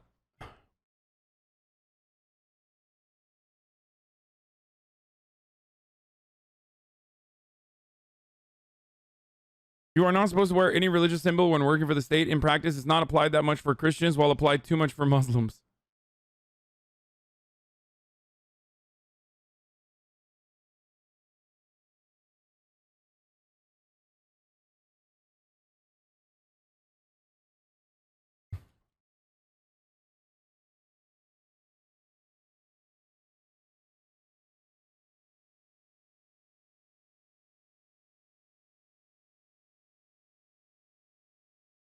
Yeah, but in a lot of cases, not the women choosing to wear the hijab / burqa, it's the husbands and fathers forcing them to. Yeah, you've literally never talked to a Muslim woman, I don't think.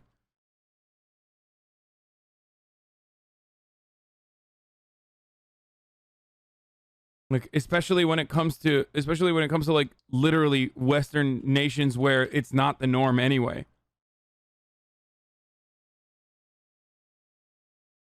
This motherfucker said, "Have you?" You're joking, right? Like when you say stuff like, "Have you talked to a Muslim woman?" Like that's a joke, right? Like you're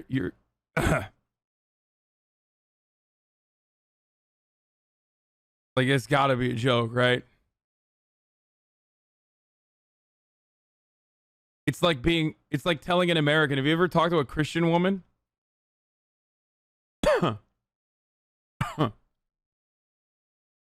I guess it's wonderful that, you know, it's gotten to a point where this community's grown to a degree where like they don't know what my background is or where I grew up or anything like that.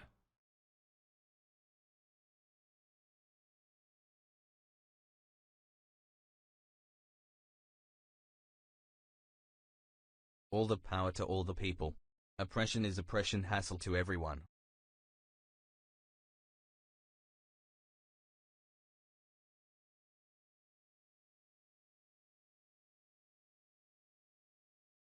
Anyway, let's keep But going. meanwhile, back at the headquarters, Major Stuber is still wrestling with the same terrible problems. We've built this PHQ here. We've got 4 towers, and we've got a generator, and we've got a pump, and gates and concertina wire. But it's empty. There's no fuel here, and because of that, because of this simple logistical need, they can't get out. They've got 34 patrol bases from all the way to the southern green zone, all the way to the northern green zone, that they can't get out to.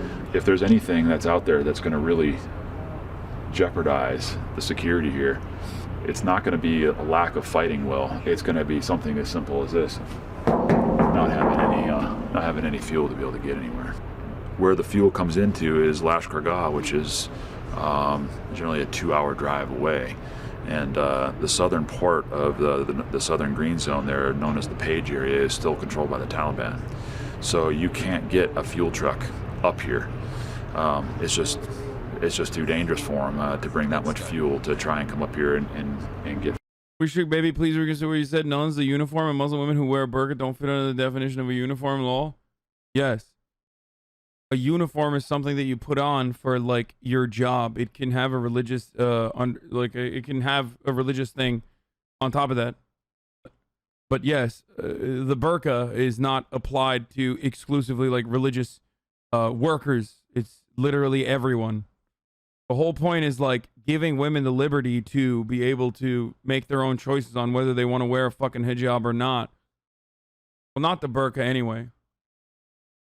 Like, unless you think everyone that wears a burqa is like working at the mosque or something. No, go to the Oxford definition. I don't give a fuck about the Oxford definition, man. Shut up.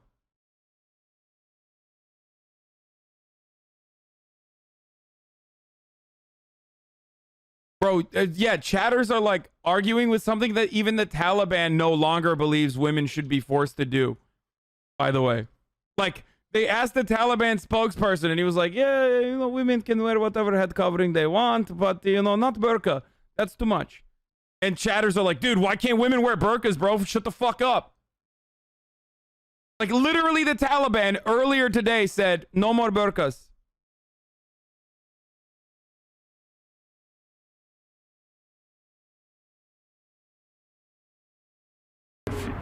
To refuel their tanks or refuel their vehicles. So what they have to do is they have to sell the fuel down there in Lashkar Gah, and they sell the fuel, and anytime you start selling fuel or selling those types of things, you open the door for corruption to be able to enter into the process.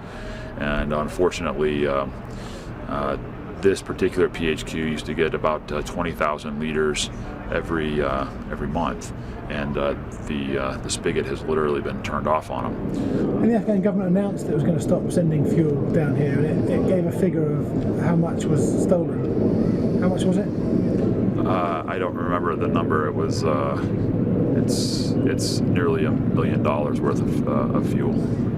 So whatever $1 million US will buy in fuel. The government of Kabul was saying because the police are stealing so much fuel, we're no longer going to give it to them. So they can't move, they can't go anywhere. That there was a big fight the night before and they couldn't get to it because they had no petrol. And the thing is, they just assumed that the Marines would... No, the niqab is not the same as a burqa. And like in Turkey, dude, there are so many different sects under Islam and so many different understandings and interpretations of Islam that every single different kind of head covering can signal to, okay? I don't know if you are unaware of this or not. There are very, very different, varying degrees of varying degrees of repression associated with each, all the way up to just absolute liberty, like the choice to be able to wear it. What is this? Yeah, here, this. A niqab, a veil covering the head and face, but not the eyes, usually worn with a loose black garment, abaya. I don't, this is not what I mean when I say niqab. I mean hijab. And even then, there's like different ways of wearing the hijab as well.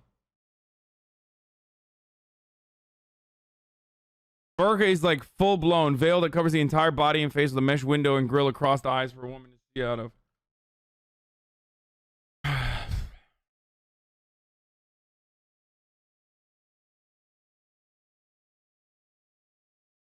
Dupatta, a long scarf loosely draped across the head and shoulders, common in South Asia and often paired with matching garments. Yeah, when I say niqab, I mean the veil.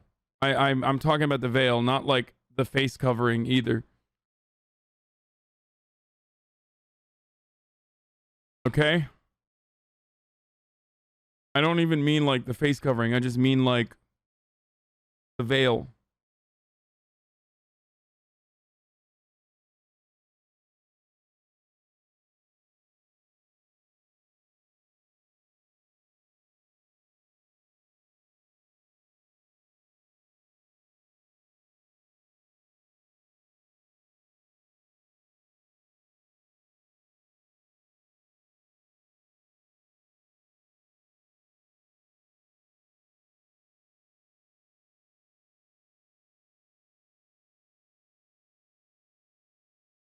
Burqa looks like some Assassin's Creed shit, with all due respect.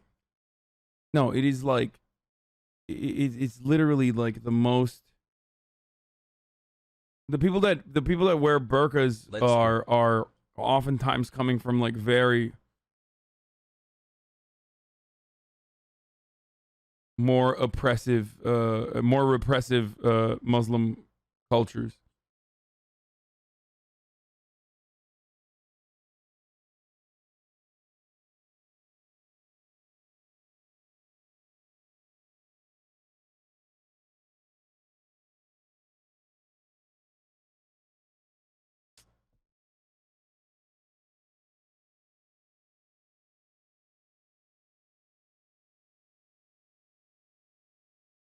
Hassle.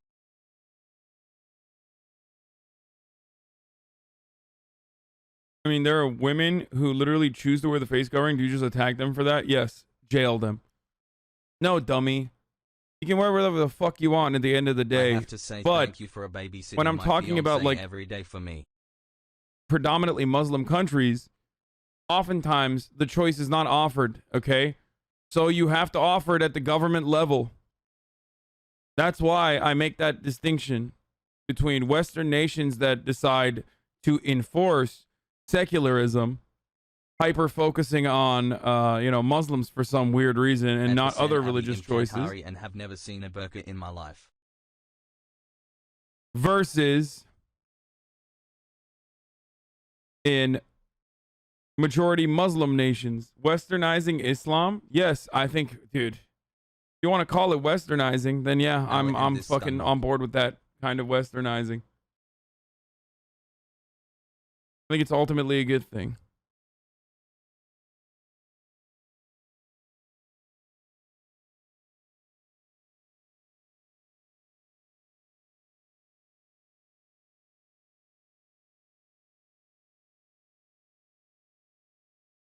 bail them out and give them their petrol. Right. Which the Marines are now saying, no, it's not working like that anymore. You are on your own now. Right, so they've been stealing it for years and getting it off the Americans, and now the Americans have cut them off. Yeah. We had a long discussion with Sergeant Mateen today about how somebody goes about getting a commission within the AUP. He said it costs about 50,000 Afghani, or which is about close to $1,000 US to be able to get the bribes paid in Lashkar, and then it's another $4,000 US to get bribes paid within MOI in Kabul to be able to get them into the academy. So, in order to become an officer, just to even a basic lieutenant here, it costs $5,000. Thanks for the raid, Stone Pup. Did you raid me? I didn't see it. People are fucking saying that. So that's quite a steep price for an Afghan. And these are big issues. Do you think they can be resolved by the time we leave?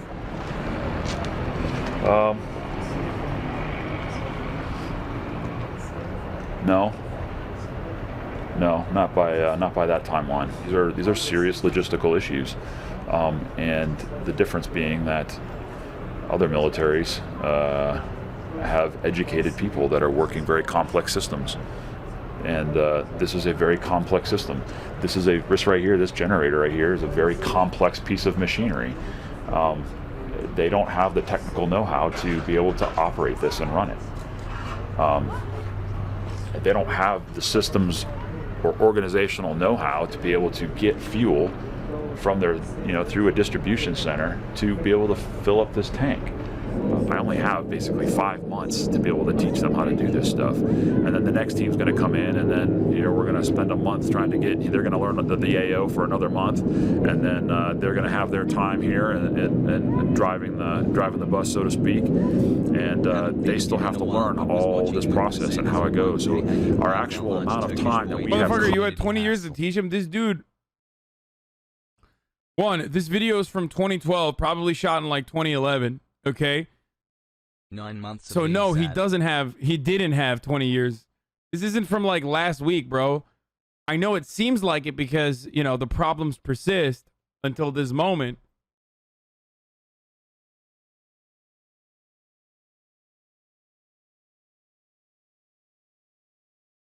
Contact with them to be able to, one, understand their system, and then be able to coach them through it and help them be able to request the supplies and be able to have a functioning logistical section. It's a complicated task for anybody, and it makes it even more complicated when you have a police force whose officers can't read or write.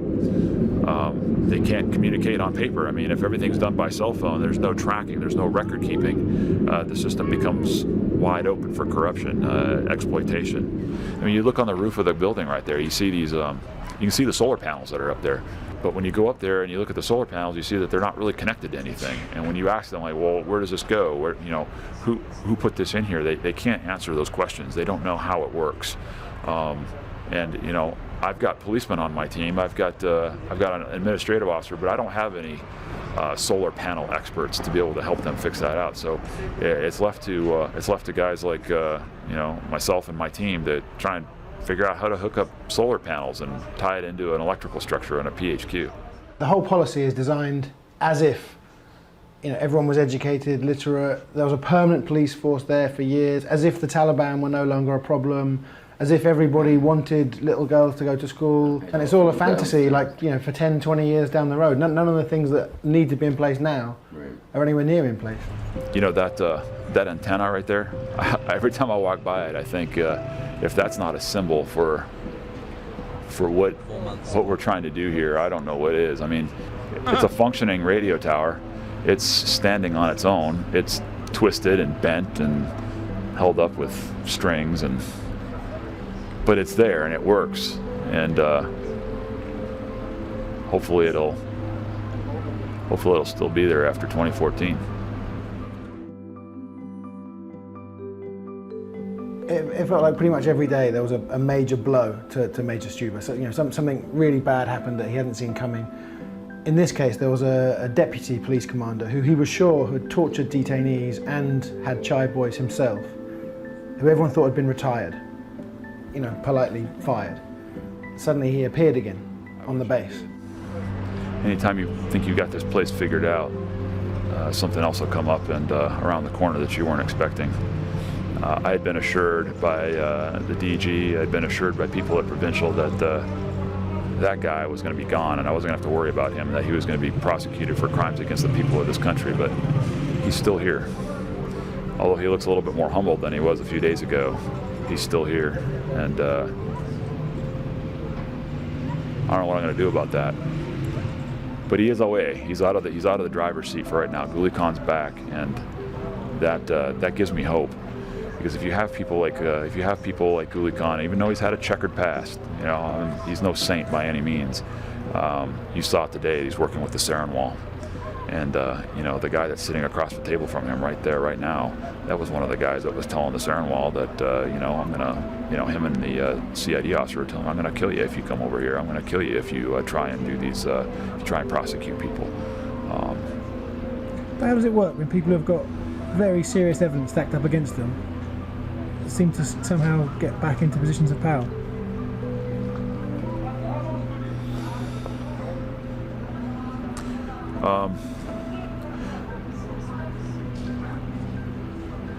I don't know.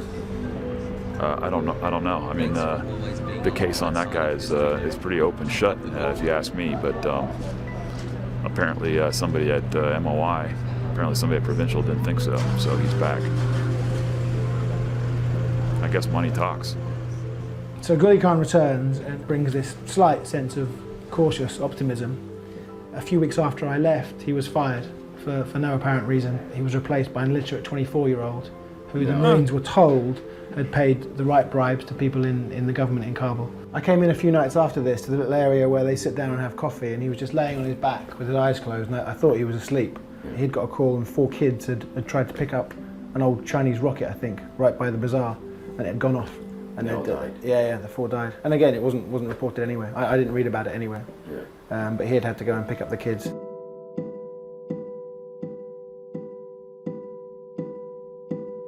How many Marines do you think there are, like Major Stuber, that are torn like that know the truth? I mean, that's a big thing that no one's talking about, is you've got hundreds of thousands coming back and hearing these statements, knowing it's utter bullshit, and I'm sure are coming back to all kinds of psychological problems and seriously demoralised. At least 4 guys I've met in Afghanistan have committed suicide since they got back. Wow. I really expected to have some problems with some of the guys that I was with. Not one so far has said, you're cynical, you're pessimistic. They've all said, yeah, we all know that the game is up.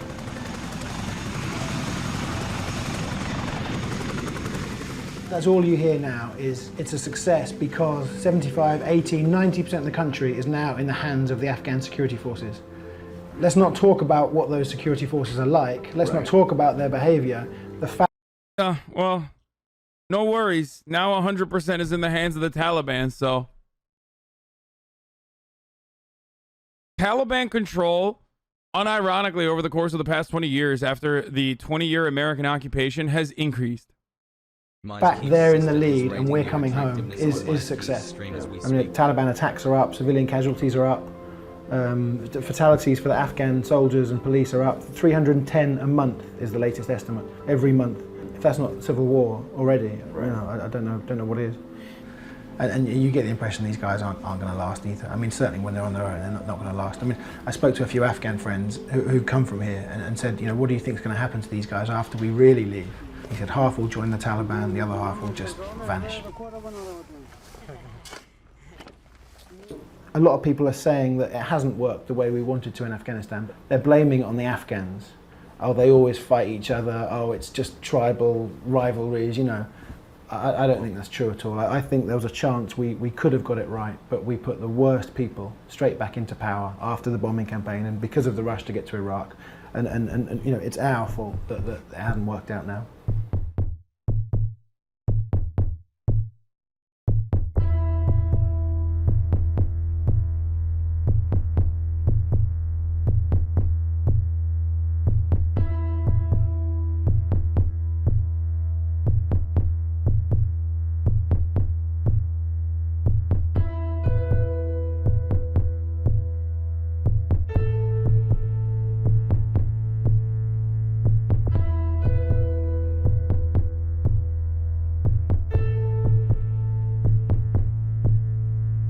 Number one, baby. Number fucking one, baby. When's the MSNBC thing? No longer. So, Daddy Bezos money. it took like fucking 8 hours to watch that. Oh man. So what happened to Major Bill Stauber is he got fired, or Yeah, but he was also doing what he thought he was sent there to do, which is help the Afghan people, and not have their why does this guy sound like Adam Curtis? their family members killed and raped and abducted. I mean, anyone would think that's what you were sent there to do. Yeah, like the worrying thing that I kind of, one of the worrying things, there's a lot of worrying things. Like I obviously we mentioned there the Chai boys, and like I know that when go back to 22 minutes, or wait until the right moment, launch an attack, and they actually. Thanks for showing this documentary that made a good case why the U.S. Army is number one and Afghans can't do shit. That's what you got out of this documentary?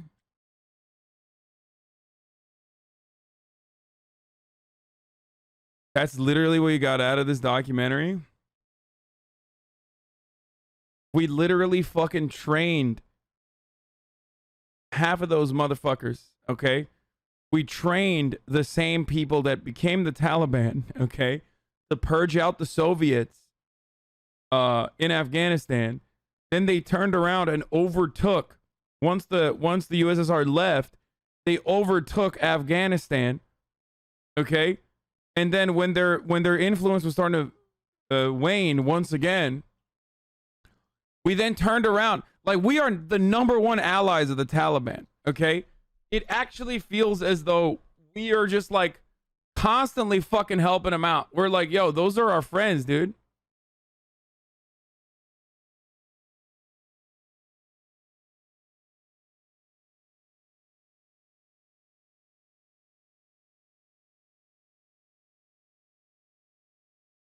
If you want to see more from Ben Anderson, he has a documentary called Battle for Marjah that followed my platoon / company in Afghanistan. Really?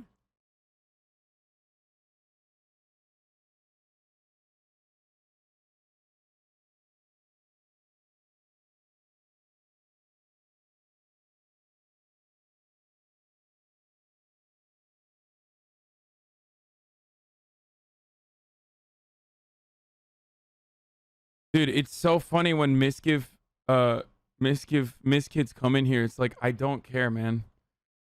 I'll see it clipped on fucking LSF later if it's like funny, okay? Like, I promise you it's not that big of a deal. I promise. You feel me? Dude, you literally have to fucking go. You literally have to go and fucking watch the Miskiff stream, dude. Oh my God, you're getting raided by Miskiff's sister, dude. Fuck, dude, you have to, dude. You fucking have to, dude. Oh my God, you got rated as a C, dude. What? Oh, I guess I should just fucking, I should just hang it up, dude. Listen, Miskiff's sister had sex with Adam 22, okay? I do not care about her preferences. It's clear to me that her preferences are unfortunately not great. You could say it's salt, That's Chevy. but I'm fine being categorized as a C.